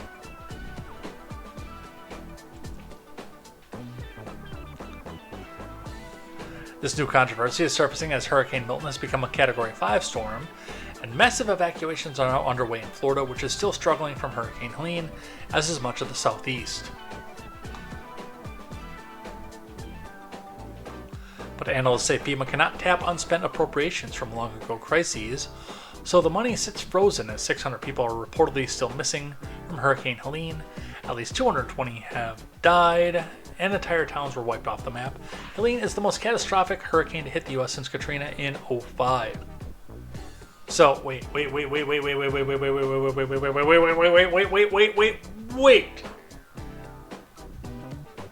Full stop. Back up. They appropriate X amount of funds for each disaster. Leave some of them in a piggy bank, but they can't go back and fucking tap it? Are you fucking serious? Who's in charge of this? Because this sounds like this goes back even possibly to the Barry years or before. This might go all the way back to Katrina for that much. Who's in charge of this and why? I have questions. This is worse than diverting your funds to illegal immigrants and shelters. Can we do something about this?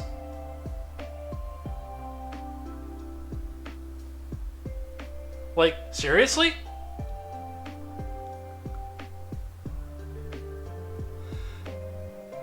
Because I have a big problem with this. We have got to keep going. We're running out of time. I know it's running up on 8, but I started after 6:20. More misinformation. Blah. Alright, let's talk about something else.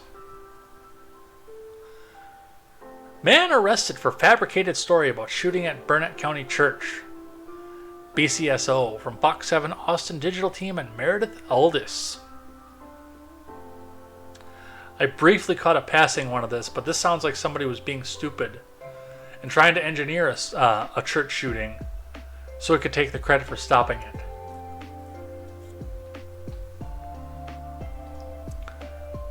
By the way, let's put that on the stack for things that I hate, because apparently McDonald's is facing a French fry shortage. I'm going to slip that over here for right now.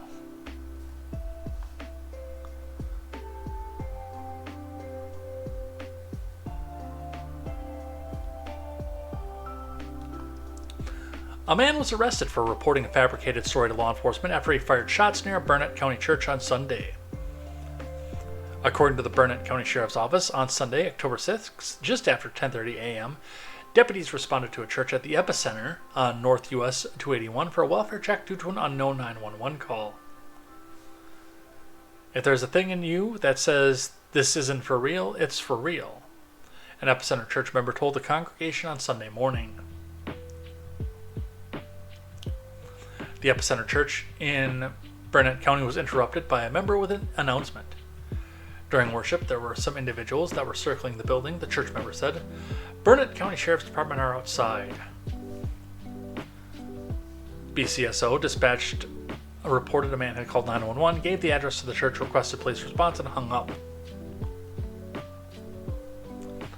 When deputies arrived, it became clear that the shots had been fired, but that all of them came from someone with the church's volunteer safety team, says BCSO.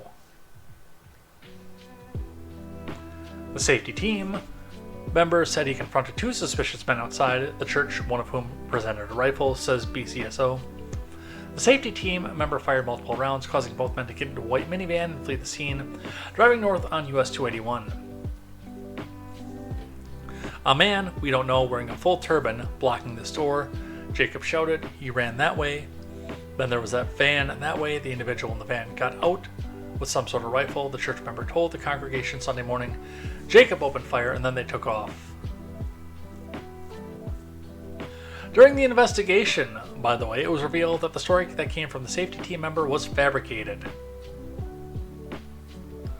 On Monday, October 7th, deputies said the safety team member, a 45-year-old Jacob Tarver, who fired the shots, admitted that he had fabricated significant details of the incident and lied to law enforcement and others about the incident.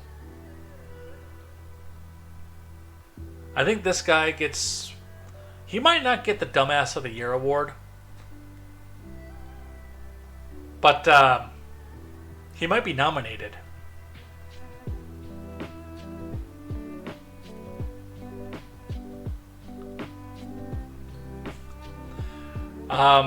Mog or Palm, after the stream, you might have to explain that one to me, either in the Discord or on the phone. The Mogwai says the CIA arranges mass shooting. No one says a word. Hank tries to pull a Dwight from The Office fire training, and everyone loses their mind. I've only seen a few episodes of The Office. I have tried on numerous occasions to get into it, because a lot of people that were very close to me have been into The Office, but I don't get it. I don't understand The Office.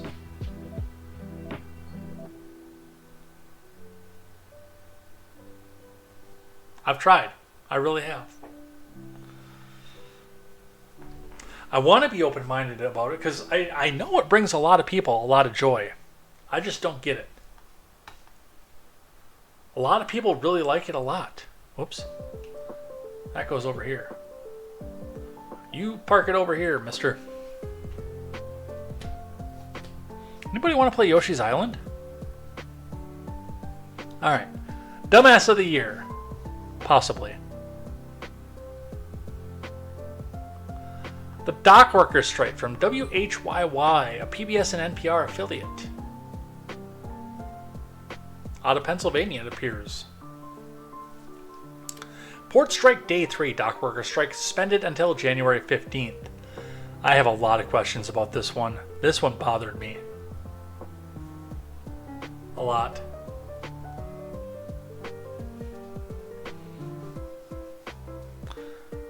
from Mac Zahn and Meredith Delizo. A historic U.S. port strike has been suspended, sources told ABC News. Someone familiar with the matter, so again, we're all at unnamed sources right now, that the two sides had reached a tentative agreement on wages and agreed to extend the master contract until January 15th. The sources said they'll return to the bargaining table to negotiate all outstanding issues. Tens of thousands of U.S. dock workers had walked off the job early Tuesday, clogging dozens of ports along the east and Gulf coasts. International Longshoremen's Association members started to set up a picket line at shipping ports up and down the Atlantic and Gulf Coast as of 12:01 a.m. Tuesday in the union's first coast-wide strike in nearly 50 years. So going all the way back to 75, by the way. The ILA, the union representing 50,000 East Coast and Gulf Coast dock workers, under the contract at issue, was seeking higher wages and a ban on the use of some automated equipment. Because, the free market can't do anything. ILA longshore workers deserve to be compensated for the important work that they do, keeping American commerce growing and moving. But they're also gatekeeping it. The ILA told ABC News in a statement on Monday. Meanwhile, ILA dedicated longshore workers continue to be crippled by inflation due to USMX's unfair wage packages. Following the strike, Biden called for a fair offer from the U.S. Maritime Alliance, or USMX, an organization bargaining on behalf of the dock workers' employers. In a statement released on Tuesday, Biden emphasized the strong profits enjoyed by shipping firms in recent years, as well as the sacrifices made by dock workers during the Pinko Pox pandemic. So, what is the reason I have questions about this? It's very simple. It's incredibly simple. I have questions about this because this is a strike that could save or cripple the economy. Now, there were a few paid shills who wanted to come back out and run out and tell us how the union leader was in cahoots with Donald Trump and doing this specifically to make Democrats look bad ahead of the upcoming election. I don't necessarily buy that because the contract was up and coming already.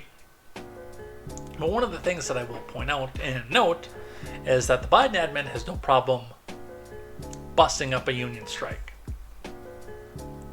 alienating large swaths of their voters to do so. But regardless, any sort of strike on the longshoremen is going to result in massive slowdowns for the U.S. economy. But why are we waiting until January 15th to do it? Could it be that this is after the election? And that we're waiting to see which direction the election goes before we come out with either a, quote, fair and wonderful contract, or we have a months, maybe years-long strike that cripples the U.S. economy under a president that the people who are in favor of the union don't want to see become president.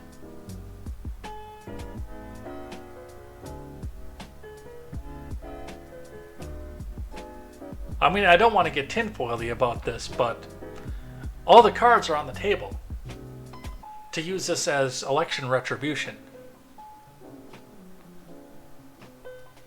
So we will continue to monitor this one and see where this one goes. It's awfully convenient that it's going out just to January, though. Alright. Now for the show that I plan to do basically right until we started talking about the hurricane. We gotta fly through these ones, and I got a bunch of clips from this. Who won the VP debate? Here's what Debate Watcher said in a CBS News poll. From Jennifer DePinto, Frank Backus, Kabir Khanna, Anthony Salvanto.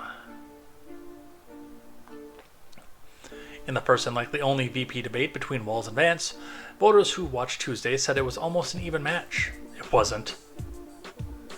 With an overwhelming majority felt the tone of the debate was positive.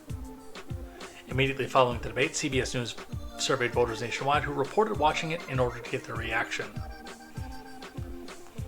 42% of the debate watchers said Vance won, while 41% thought Walz emerged as the winner. 17% called the debate a tie. Debate watchers were a bit more Democratic in their party affiliation than voters nationwide. Heading into the debate, Democrats were more than enthusiastic about Walz than Republicans were about Vance, perhaps explaining the Democratic lean of tonight's audience.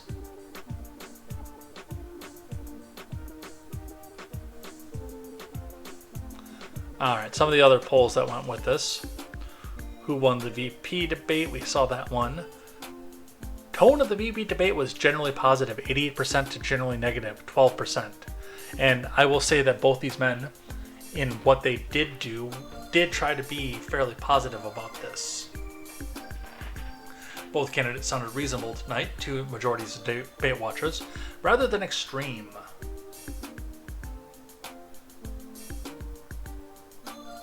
And both candidates drew majorities saying they're prepared to be U.S. president. Should that become necessary, most partisans felt that only their party's VP nominee was prepared, while most independents said both are.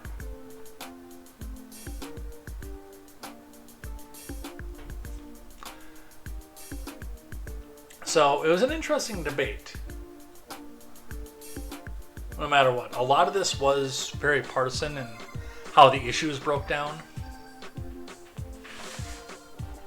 giving a slight edge to Vance over economy and immigration, but very powerful leads to Walz on abortion and healthcare, government-provided healthcare, of course. So what I saw, and I streamed this out on my alternate channels, not the main YouTube channel, obviously, because of my copyright. But I feel a lot better about Vance right now than I did before the debate. I wasn't even giving Vance the time of day before the debate, because I saw a lot of what was seen in him in the way that he voted, the way that he had flip-flopped on his opinion on the Orange Man, and a host of other things. I saw a Bushite Republican, and I still have that fear because Vance, for all the good that I saw him do, could not come back out and commit to small government and free market solutions. He was very, very much in the tank of big government. But he had a calm demeanor about things that Walz just could not come back up. Walz is not ready to be the president. I can tell you that right off the bat just from watching that. Vance, I could give or take and say whether or not he is or is not prepared to be the president. But he can lie to you and give you a reach around while he's got his arm around your back and tell you everything is going to be okay. And you'll believe it until you reach for your wallet the next time and realize that he stole it. So,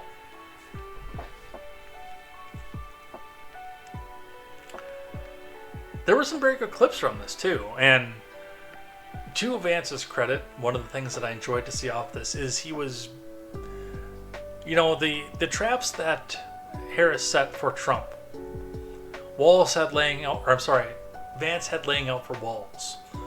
Walz was stepping in bear trap after bear trap, and all that we were getting out of Vance was the Vance eye roll that may become a meme of the campaign.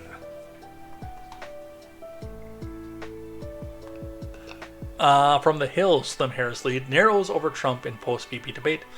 National survey from Alex Gangatano.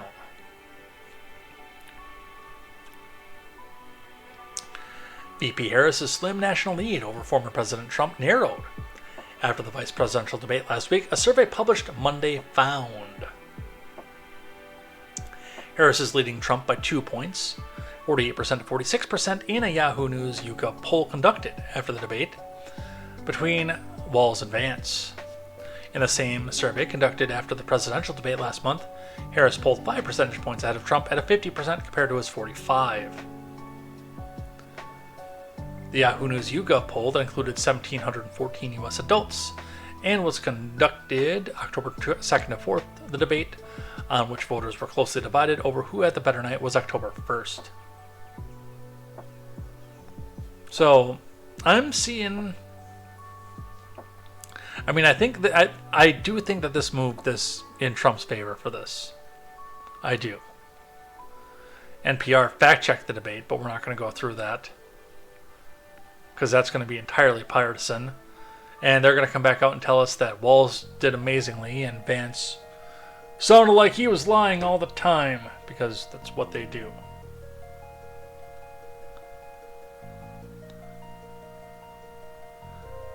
There was a bit of copium, though, that I wanted to touch on before we headed out of here. And go into clips mode. And I have a lot of clips from this. ABC News, legitimately, right after this. And, by the way, one of the hosting companies, they didn't host this debate, but they have hosted a presidential debate before. Why VP debates aren't all that important.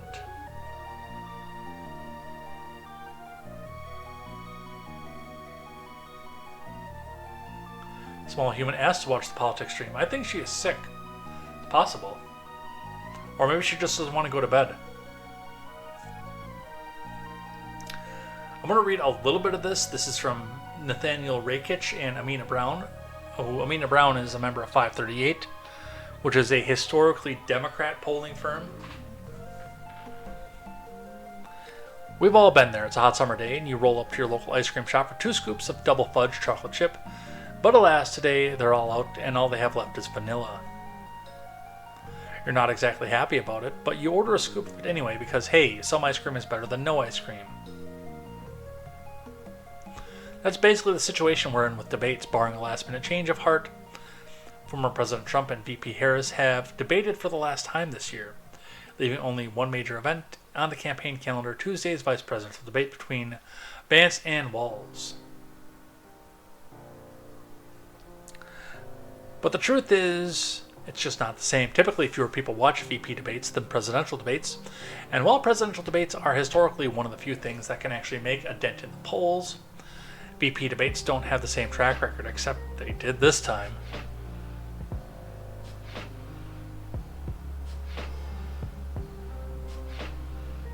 True, they can slightly impact how voters feel about the VP nominees themselves, but at the end of the day, running mates don't affect many people's votes. VP candidates tend to get overshadowed by their counterparts at the top of the ticket, and the VP debates usually do too, according to Nielsen, since 2008. Presidential debates have drawn an average audience of 65.7 million people, but VP debates have drawn an average of 54.1 million viewers. In the last 3 presidential elections, VP debate was the least watched debate of the fall.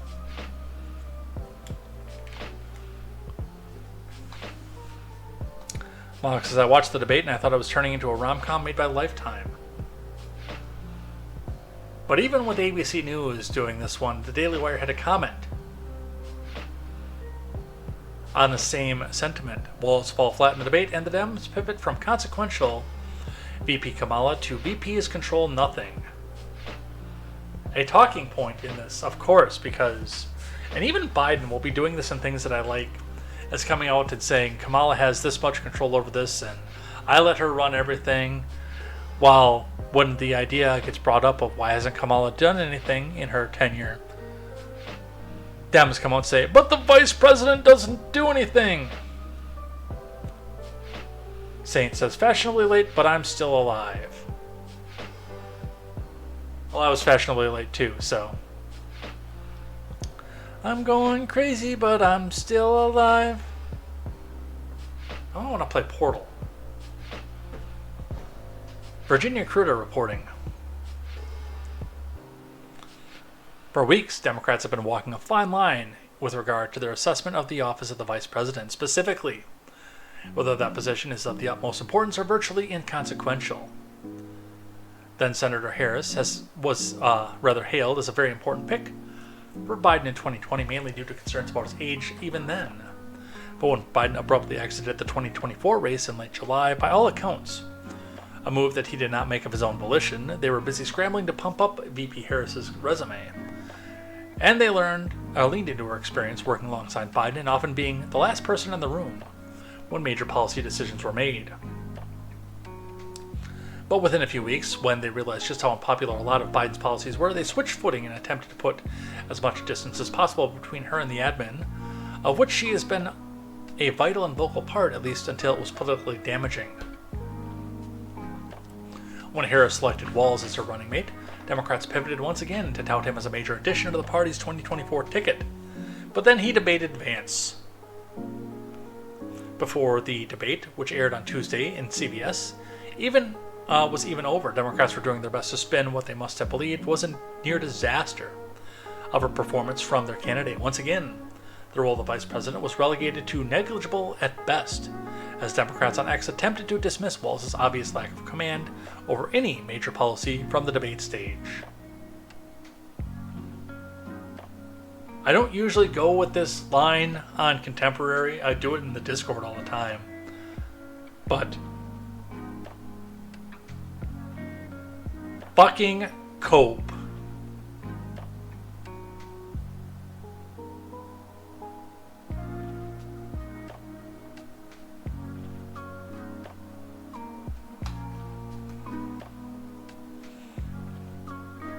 Alright, let's do some clips. Let's have some fun. End wokeness. All three CNN panelists agree that Tim Walz got crushed by J.D. Vance. Let's listen to this first. That. I mean, I think there was a clear lack of preparation and execution here on Walz's part. I think actually it's the opposite. I think he had too much preparation. Maybe, yeah. He had so many lines that he was clearly trying to say that he didn't listen and said when J.D. Vance said one of the many things he really hit Kamala Harris on, not Tim Walz, but Kamala Harris, he didn't respond because he clearly had things in his mind. I think the lack of interviews that he has done with national media, with local media, it showed. He needed more reps. Yeah, no, I agree. I mean, J.D. Vance is much more experienced. That. I mean, I think there was a clear lack. You don't typically see that from CNN, do you? Libs of TikTok with this is going to be a longer clip. Tim Walz just lost the election. There's no recovering from this fumble. This is so bad. Governor Walz, you said you were in Hong Kong during the deadly Tiananmen Square protests in the spring of 1989. But Minnesota Public Radio and other media outlets are reporting that you actually didn't travel to Asia until August of that year. Can you explain that discrepancy? Yeah, well, and to the folks out there who didn't get at the top of this, look, I grew up in small rural Nebraska, town of 400, town that you rode your bike with your buddies till the streetlights come on, and I'm proud of that service. I joined the National Guard at 17, worked on family farms, and then I used the GI Bill to become a teacher, passionate about it, a young teacher. My first year out, I got the opportunity in the summer of '89 to travel to China. 35 years ago, be able to do that. I came back home and then started a program to take young people there. We would take basketball teams, we would take baseball teams, we would take dancers, and we would go back and forth to China. The issue for that was to try and learn. Now look, my community knows who I am. They saw where I was at. Look, I will be the first to tell you, I have poured my heart into my community. I've tried to do the best I can, but I've not been perfect, and I'm a knucklehead at times, but it's always been about that. Those same people elected me to Congress for 12 years. And in Congress, I was one of the most bipartisan people, working on things like farm bills that we got done, working on veterans benefits. And then the people of Minnesota More big government. Were able to elect me to governor twice. So look, my commitment has been from the beginning to make sure that I'm there for the people, to make sure that I get this right. I will say more than anything, many times I will talk a lot, I will get caught up in the rhetoric, but being there, the impact it made, the difference it made in my life, I learned a lot about China. I hear the critiques of this. I would make the case that Donald Trump should have come on one of those trips with us. I guarantee you he wouldn't be praising Xi Jinping about COVID, and I guarantee you he wouldn't start a trade war that he ends up losing. So this is about trying to understand the world. It's about trying to do the best you can for your community, and then it's putting yourself out there and letting your folks understand what it is. My commitment, whether it be through teaching, which I was good at, or whether it was being a good soldier or was being a good member of Congress, those are the things that I think are the values that people care about. Governor, just to follow up on that, the question was, can you explain the discrepancy? All I said on this was I got there that summer and misspoke on this. So I will just, that's what I've. You didn't misspeak. You flat out lied. Because you thought it looked good for your commie following. And that wasn't even his worst fumble of the night, by the way. It made him look stupid. It made him look dishonest. I went to Tiananmen Square. Oh, I misspoke about that.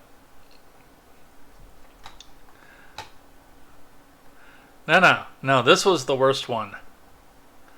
This was the one that there's no coming back for. Andrew of Don't Walk Run Productions. It was a funny watch, by the way. I don't endorse a lot of other, especially political commentators, but Andrew is funny as shit. I think he's gay, though. I think that's part of the persona that he puts into it. Just, it's the mannerism that he has. It's hilarious to watch.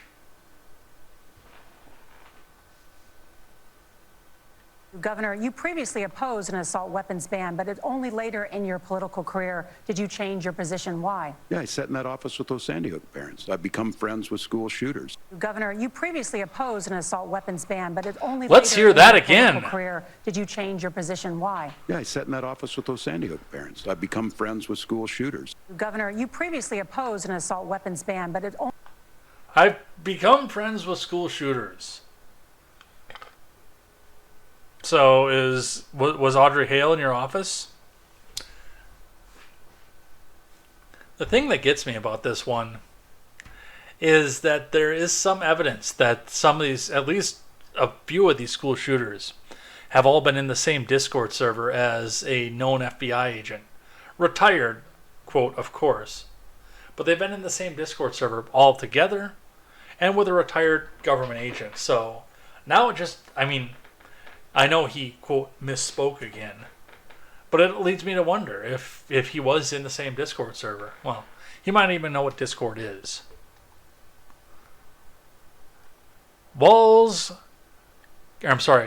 Vance gets Walz to admit they will criminalize hate speech and misinformation from End Wokeness.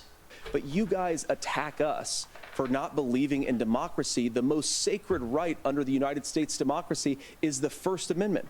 You yourself have said there's no First Amendment right to misinformation. Kamala Harris wants to use the power of government and big tech to silence people from speaking their minds. That is a threat to democracy that will long outlive this present political moment. I would like Democrats and Republicans to both reject censorship. Let's persuade one another. Let's argue about ideas, and then let's come together afterwards. You can't yell fire in a crowded theater. That's the test. That's the Supreme Court test. Tim, fire in a crowded theater. You guys wanted to kick people off of Facebook for saying that toddlers shouldn't wear masks. Senator, the governor does have the floor. Fire in a crowded theater. That is criticizing the policies of the government, which is the right of every American. But you guys attack us for not believing. Yeah, and that can be explained away with a lot of advertising, but that's a lot of dollars that they're going to have to go and pump into that one. So one of the things that I did want to point out before we get too much further into this is there were two big traps that got laid for Vance. The last one was obviously the January 6th thing, which I will say that he flubbed and fumbled. Because they wanted him to get up and say that Trump lost the election. And now they've got clip upon clip. And, Psaki is even coming out here and saying that they're cutting the ads for it. Psaki saying, I just got a text from a senior Harris Walz campaign aide. They're already cutting that final change on January 6th, and Vance refusing to say who won the election into an ad. And by the way, we are going to see that one here. But the other major gaffe, that was the trap that was laid for Vance, was this one here. And I knew, it took me a second to realize what it was that they were doing with this MRC Newsbusters. J.D. Vance calls out moderator Margaret Brennan for attempting to fact-check him despite promising that they wouldn't do that. There was a reason that they wanted to do that, because they wanted to get this line, which was absolutely right, by the way. And not only was it correct for him to say this, it was correct. The fact-checking he was doing back to them was also correct. But it gets him on microphone, on recording, saying that he didn't want to be fact-checked. It was a trap, and there was a reason it was a trap, because now they've got the ad cut saying, I was to the understanding we wouldn't be fact-checked. J.D. Vance wants to lie about his positions. That's the ad that's going to come out of this. Again, Vance was completely in the right to say this because the rules coming into it were that the moderators were not going to fact-check. That was going to be to the candidates. But it doesn't mean that it doesn't look optically bad for him to come back out and say this. Mogwai bringing up a good point too, by the way. You're talking about censorship, but your party's trying to ban TikTok. Correct. Thank you, Governor. And just to clarify for our viewers, Springfield, Ohio does have a large number of Haitian migrants who have legal status, temporary protected status. Well, Margaret, but thank you, Senator. We have so much to get to. Margaret, I think it's important because we're going to turn out of the economy. Thank Margaret, you. The rules were that you guys weren't going to fact check, and since you're fact checking me, I think it's important to say what's actually going on. So there's an application called the CBP One app, where you can go on as an illegal migrant, apply for asylum or apply for parole, and be granted legal status at the wave of a Kamala Harris open border wand. That is not a person coming in, applying for a green card and waiting for 10 years. That is the facilitation of illegal immigration, Margaret, by our own leadership. Thank you, Senator, for describing the legal process. We have so much to get to, Senator. Those laws have been on the books since 1990. Thank you, gentlemen. The CBP One app has not been on the books since 1990. It's something and they cut his mic at that point, too. Gentlemen, the audience can't hear you because your mics are cut. That was a trap. That was a full-out trap. And he walked right into it. Again, being absolutely right in his position.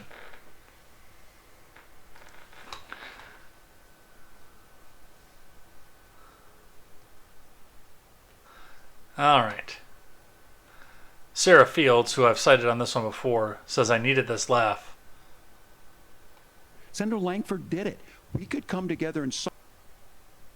The J.D. Vance eye roll.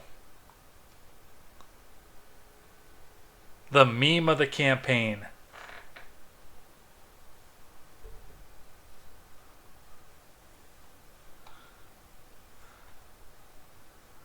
All right. On the fact-checking side of this, black insurrectionists who follows back true patriots, by the way. If you want to go follow this person over on X, I don't. As you can see.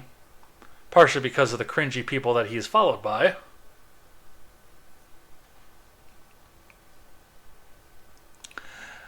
For crying out loud, St. Paul Police Department confirms no record of Gus Walls witnessing or giving any statement on the shooting at the St. Paul Rec Center. On January 18th, 2023, Juvan Turner, then 16, was shot in the head outside of St. Paul's Jimmy Lee Recreation Center by 26-year-old center employee Xavier Dwayne Binford Jr. The rec center is a few miles from the Walls' home in St. Paul. This guy lies about everything. This is insane. Why is the media not all over this? Well, you know the answer to that question, I'm sure.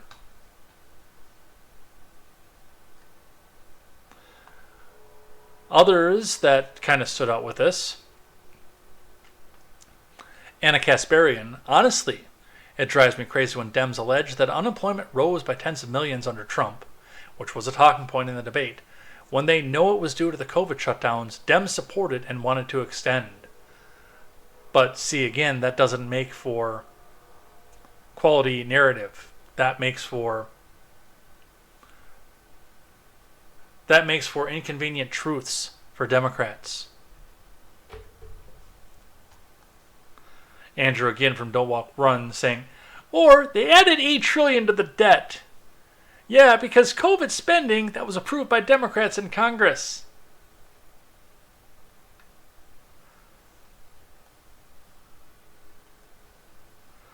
So we're not going to watch the entire 24 minutes, but we'll do a couple minutes of this one too. Libs of TikTok with the supercut.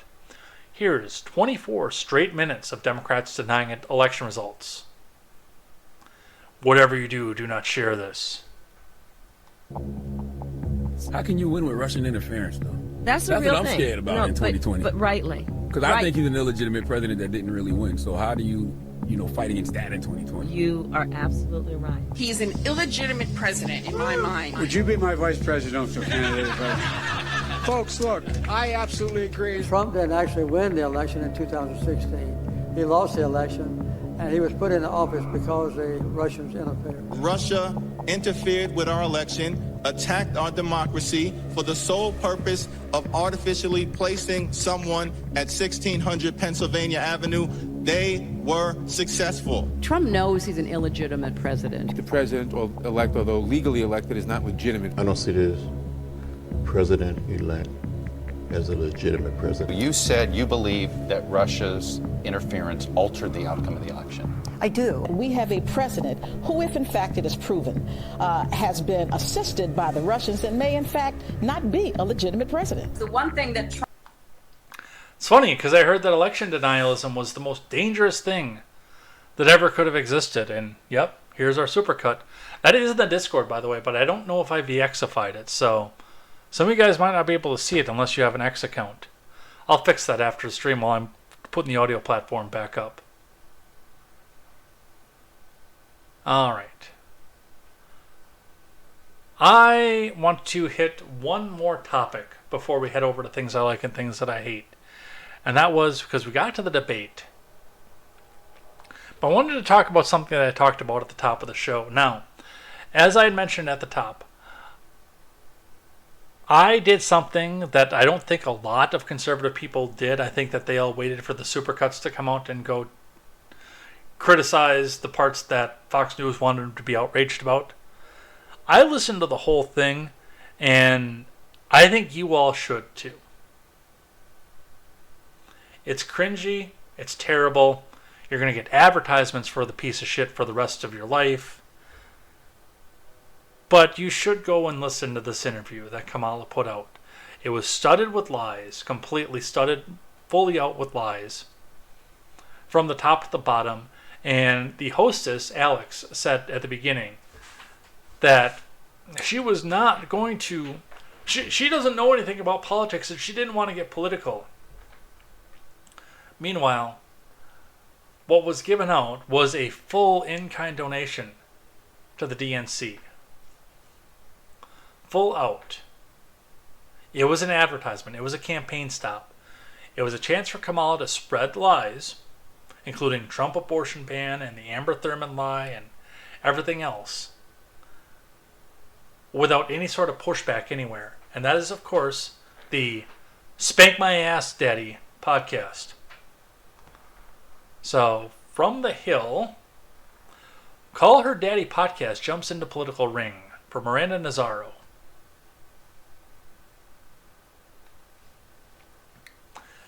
Alex Cooper's ultra-popular and ultra-left-wing podcast, Call Her Daddy, usually features Hollywood celebrities, social media influencers, or even therapists to discuss all things friendship, romance, and mental health for millions of listeners each week. This week, Cooper sat down with a not-so-typical guest, VP Harris. Call Her Daddy is the top listened to podcast among women, for whatever reason. I don't know. Before I went into the VP Harris debate to listen, I actually listened to another episode first to kind of compare to what the content was, and I don't know why anybody listens to that. I don't. Oh, this goes over here again. Which struck an exclusive deal worth more than $60 million with Cooper in 2021. It's the second most listened to podcast overall behind the Joe Rogan Experience last year and boasts millions of Gen Z and millennial listeners. Cooper's listeners are mostly women and young voters, according to media research firm Edison Research. Edison confirmed a report that nearly 70% of Spank My Ass Daddy listeners are women, while more than 3/4 are under the age of 35, and 93% of listeners are under the age 45. Nearly half of Cooper's listening base are Democrats. You know, having listened to that, I'm going to go on a limb and say it's probably more than that. While about 24% are Republicans and 20% identify as independents, the firm confirmed. Cooper quickly rose to fame first at Barstool Sports with the 2018 launch of Call Me Daddy, before leaving the media company for her deal with Spotify. Last August, SiriusXM inked a multi-year deal worth a reported $125 million with the podcast star. So definitely a person of the people. She actually got her start at the same place that Jenna Marbles did. And I've met Jenna Marbles before in person.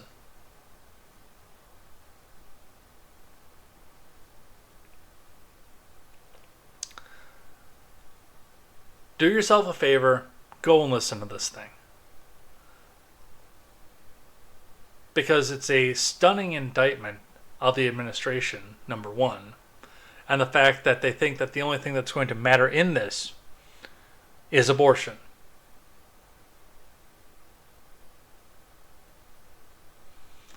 Cooper herself even tried to tie everything that happened in the debate back to abortion, because they did talk economy for a little bit, but it's just like, oh, well, we need to build a better economy so women can travel out of states to go get abortions.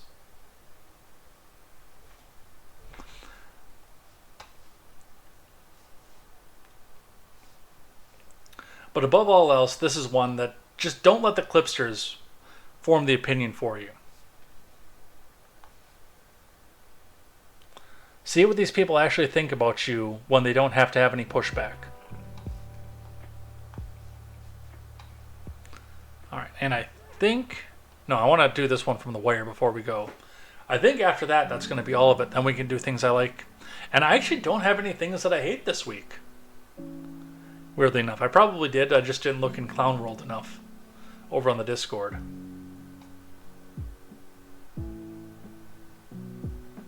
No, I really actually don't have anything this week. I have a positive end.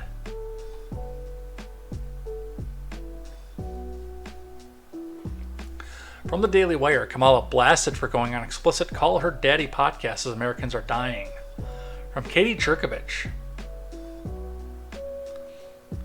Trump Jr. and others blasted Harris after it was revealed that she went on the explicit podcast Call Her Daddy this week while Americans were dying in the aftermath of Helene.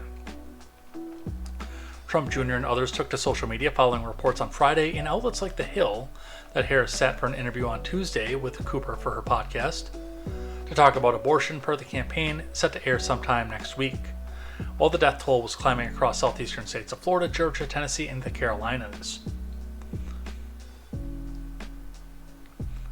Another person wrote, while the death toll in North Carolina continues to rise, residents see their family members hanging in trees and aid is actively being blocked by FEMA. Harris decided to film an episode of Spank My Ass Daddy, a sex-driven and relationship podcast. A third person wrote, Harris allegedly recorded a podcast with Alex Cooper. This is an infamous podcast where promiscuous women talk about their scandalous activities. This podcast took place 2 days ago amidst the Helene disaster when the death toll was sharply increasing and still is. But it's funny, and even there, and I listened to the 60 Minutes interview as well, and we're not going to go into this one,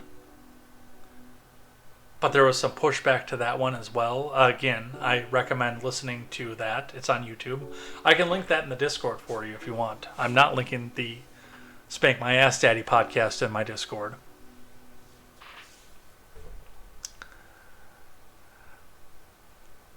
But I don't know where the optics are for this one. I know that the Democrat optics are supposed to be we're the underdogs, we're always the, we're resisting the power, even though every university, every library, every school teacher, every union, most Fortune 500 companies, most billionaire donors all support the Democrats. They're still fighting the power. But the optics was there that, oh, well, they're fighting the power and fighting back against that. Look, Harris is going on Stern,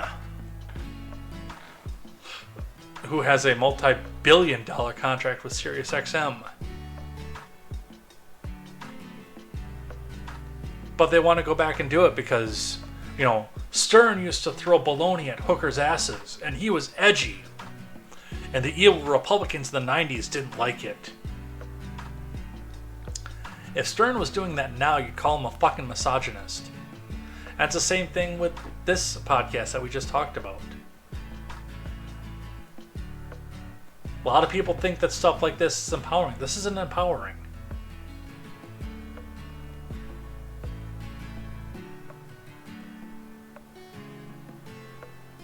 And you're speaking to a fully captive audience of people who are going to vote for you to begin with.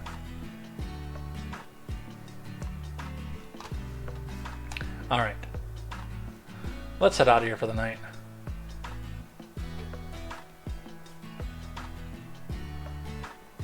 Let's check in with the chat. Mog said, I'm sorry, I did like them saying thank you for explaining the legal process. Palm says that's a different side by side. Why is Trevor Noah on there? Yeah, I don't like Trevor Noah. Saint says, Billary looks particularly awful in that still frame. Yeah. She doesn't look great in most still frames. Saint says, she looks decrepit in most stills, but she still looks like a decrepit dude in a wig. You know what? Saint, you get one of these for that. This one. Come on.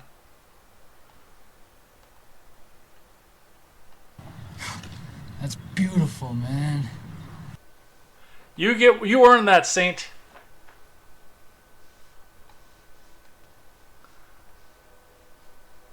All right. Let's do some things that I like.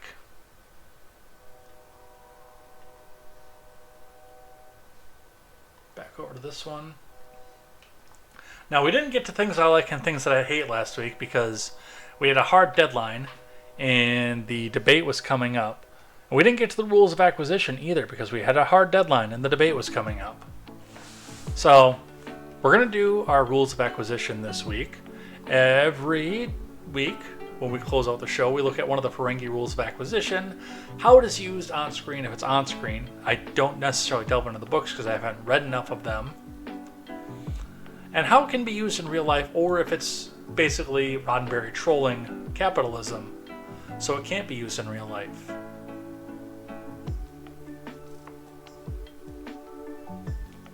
Well, 2 weeks ago, we looked at the 19th rule of acquisition.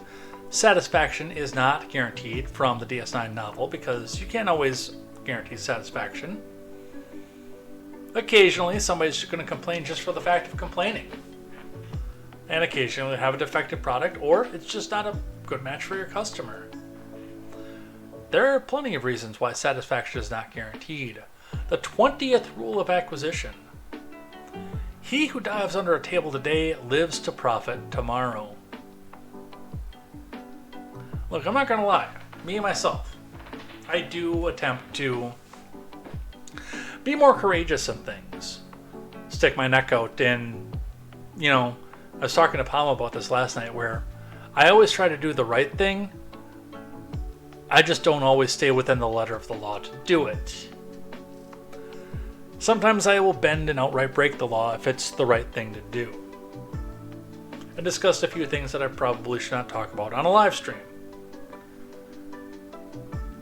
But for a lot of people out there, especially business people, this one goes hand in hand with the 15th rule of acquisition, dead men close no deals. You don't have to run away from every confrontation, but if you look up and you see that you're outmatched or the situation has outmatched you to a point where you can't protect anybody because everybody who's out there is like 5 times bigger than you, occasionally you can go back and look at this and say, hey, okay, I'm going to live on to profit another day. Courage is good. Defending other people is good, but knowing your limits is also a good thing. This is from a DS9 novella that I have not read, and I thought they actually did this in the show too, but I think it was in the later season, season 4 I think it was. Ferenginar, satisfaction is not guaranteed, a DS9 novella. So, there is your 20th rule of acquisition for this week. Let's do some things that I like.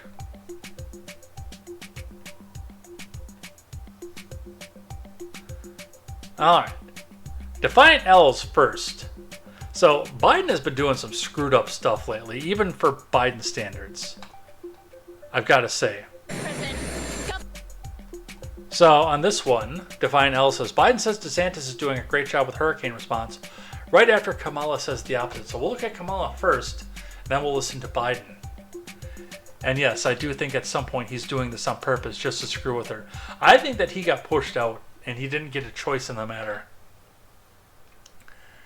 And now he is on the warpath to try to make everybody look bad. He's going to burn down the house and break all the toys on his way out.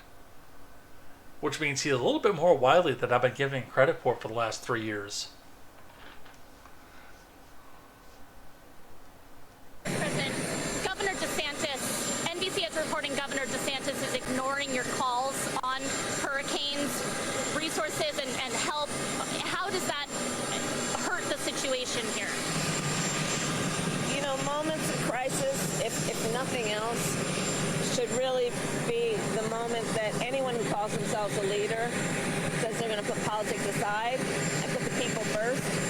People are in desperate need of support right now, and playing political games with this moment in these crisis situations, these are the height of emergency situations, is just utterly irresponsible, and it is selfish, and it is about political gamesmanship instead of doing the job that you took an oath to do, which is to put the people first. Shot. Now the chaser. The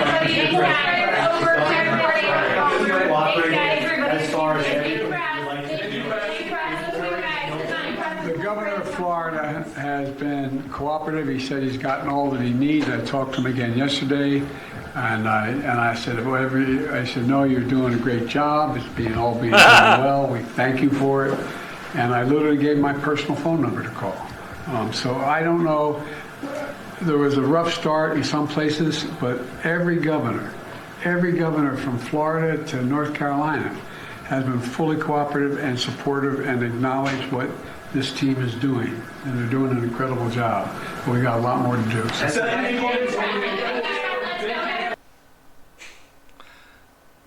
He's got to be doing this on purpose. I might have been wrong about him for the last 3 years. He might have a bit of life left in him.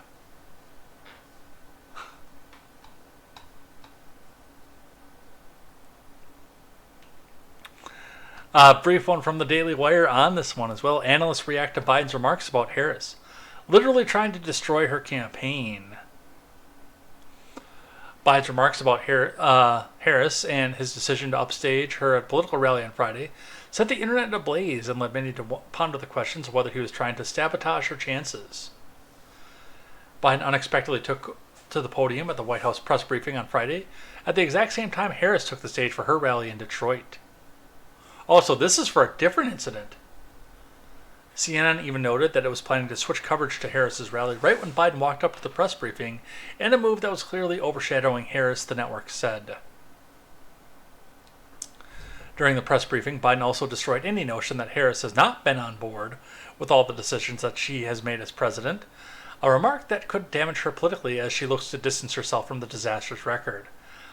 Dude, he is doing this on purpose. They threatened him, they threatened Hunter, and he said, I'll fix you, motherfuckers. You just watch me. Come on, man. Where was this for the last 3.5 years?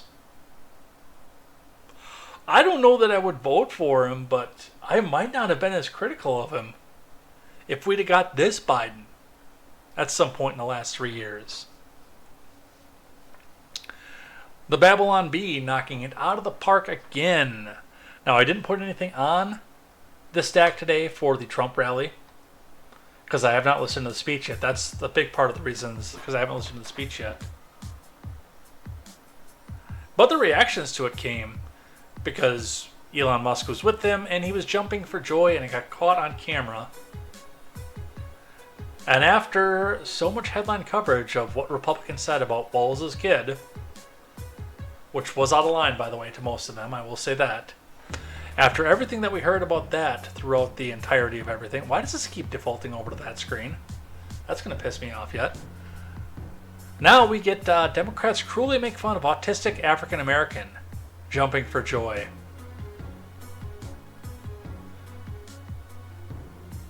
That is art right there. That is an artful, beautiful Babylon Bee headline. You know what? That gets one of these again. That's beautiful, man. Thank you, Scott Mosier.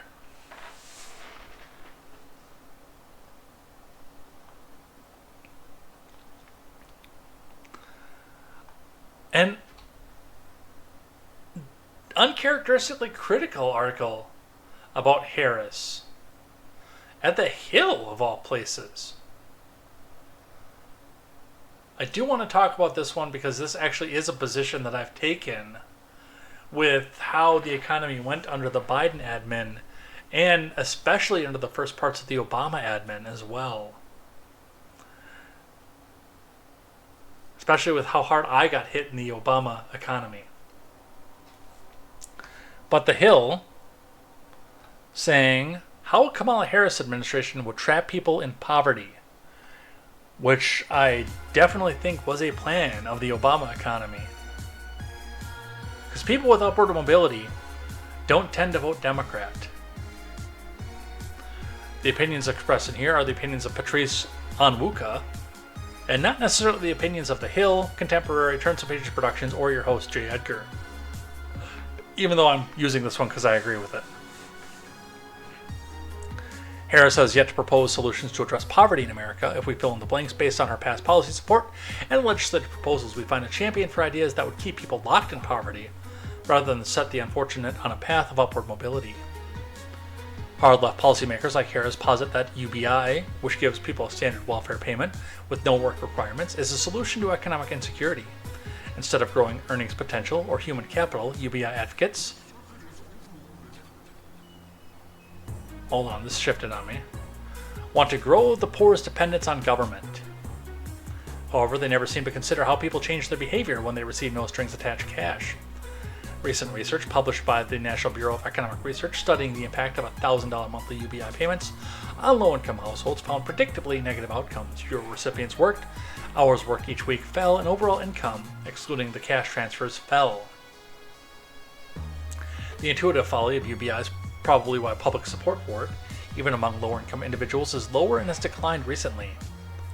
In 2020, the Pew Research Center found that less than half of Americans supported the idea, even amid a double-digit unemployment during the pandemic, as of October 2023.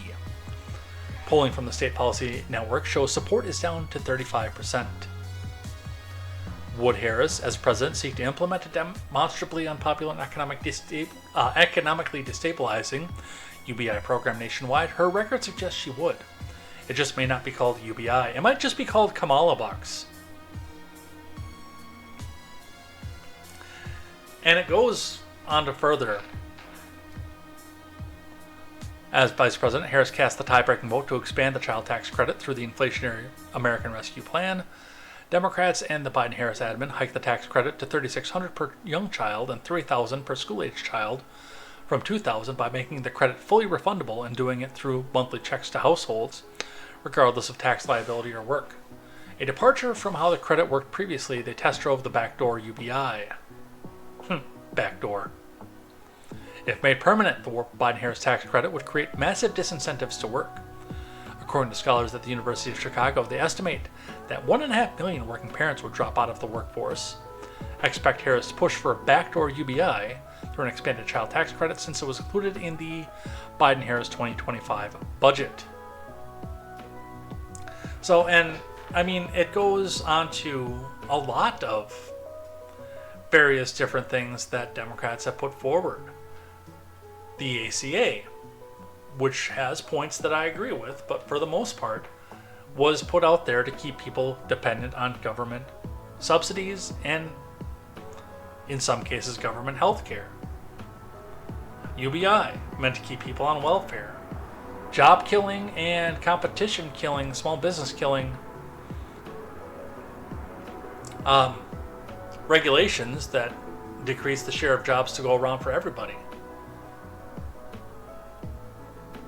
It's always seemed to me, at least through these past three administrations, and I'm not old enough to remember how the Clinton administration was, that the end goal is to get either people working directly for the government or on government aid of some sort. So, something to watch for as we go. Alright, couple more, and then we're out of here. Robert Reich, noted leftoid, put out probably one of the most pro-Trump advertisements I've ever seen in my life. And I don't think he meant to do it. I'm actually surprised that this one didn't get deleted.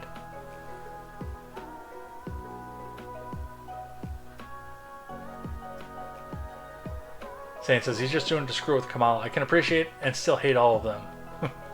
Autistic African American. I don't really have upward mobility. I do have downward mobility, though. I think we all have that.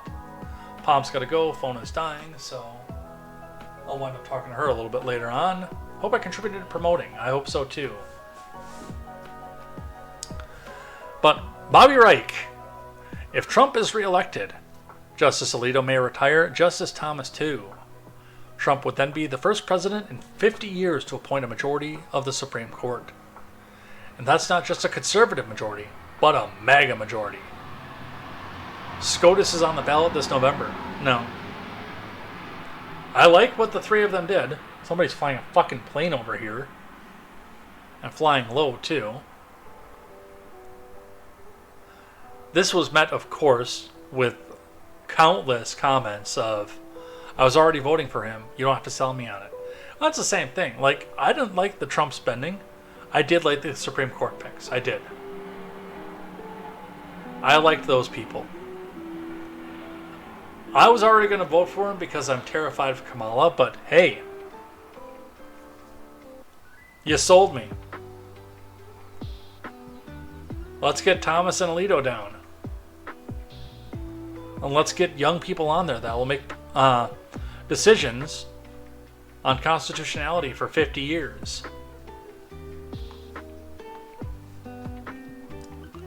Alright.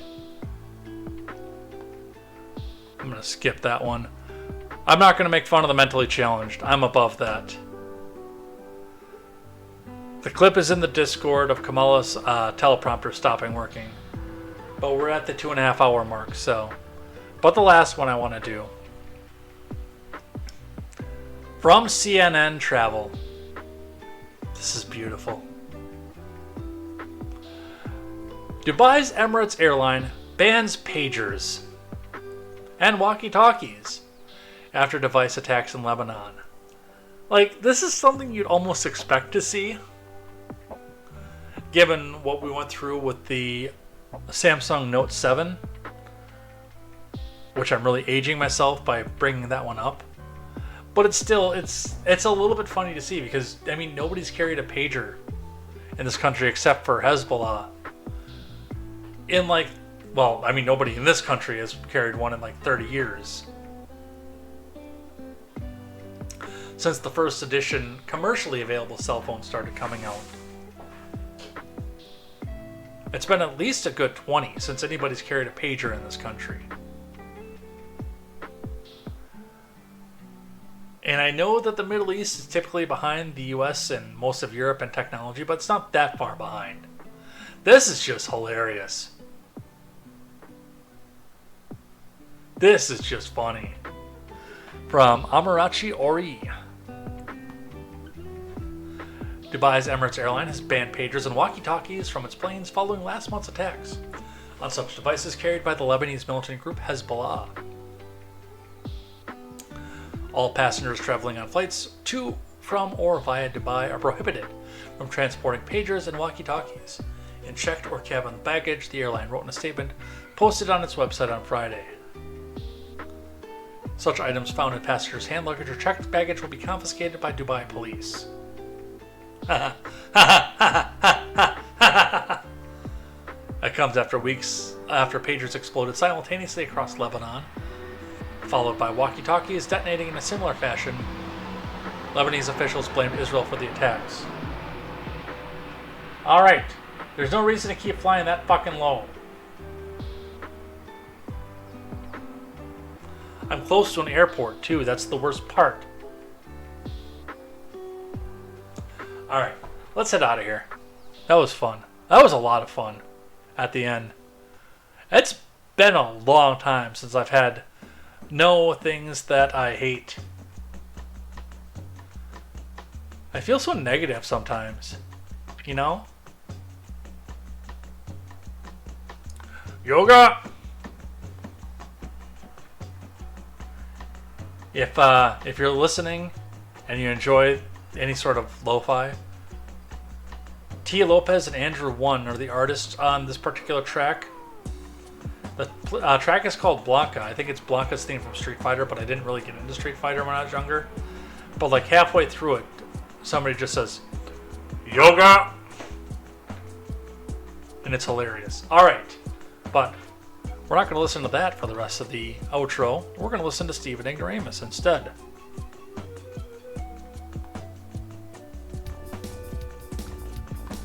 Alright, well, thanks everybody who came by, hung out and chatted. A little bit of a shift late, but I mean, we got through it. We got through everything. Had to skip a couple stories, but we got through most of what we had to do, and we're going to head out of here for the night. So, Wednesday, tomorrow, back to Mario RPG. We'll finish out the Barrel Volcano. We'll probably get into Bowser's Keep a little bit, but there'll probably be one more episode after this of going into the factory. I think we're 2 episodes left, maybe 3. The factory is kind of long, but not too long. So that'll be coming up this coming Wednesday. So come on in and hang out for that. And then Bioshock, or I might grab Dungeons of Hinterberg to do something a little bit more current, because it was something I was interested in as well. Friday returns to Fallout Friday, where we have not been for a couple of weeks. So, did we do it last week? I don't know. But it's been a while since we've been to Fallout Friday. We're continuing down the main quest. We just popped off Kellogg, so we'll be doing some side quests and the next one, taking his brain out to the memory den and that pain in the ass quest. So that'll be coming up at 7:30 p.m. rather, both days, Wednesday and Friday for that. Otherwise, join me back here next Tuesday for more news, more headlines, and more contemporary. And until then, I'm Jay Edgar, and this is Contemporary. Take care.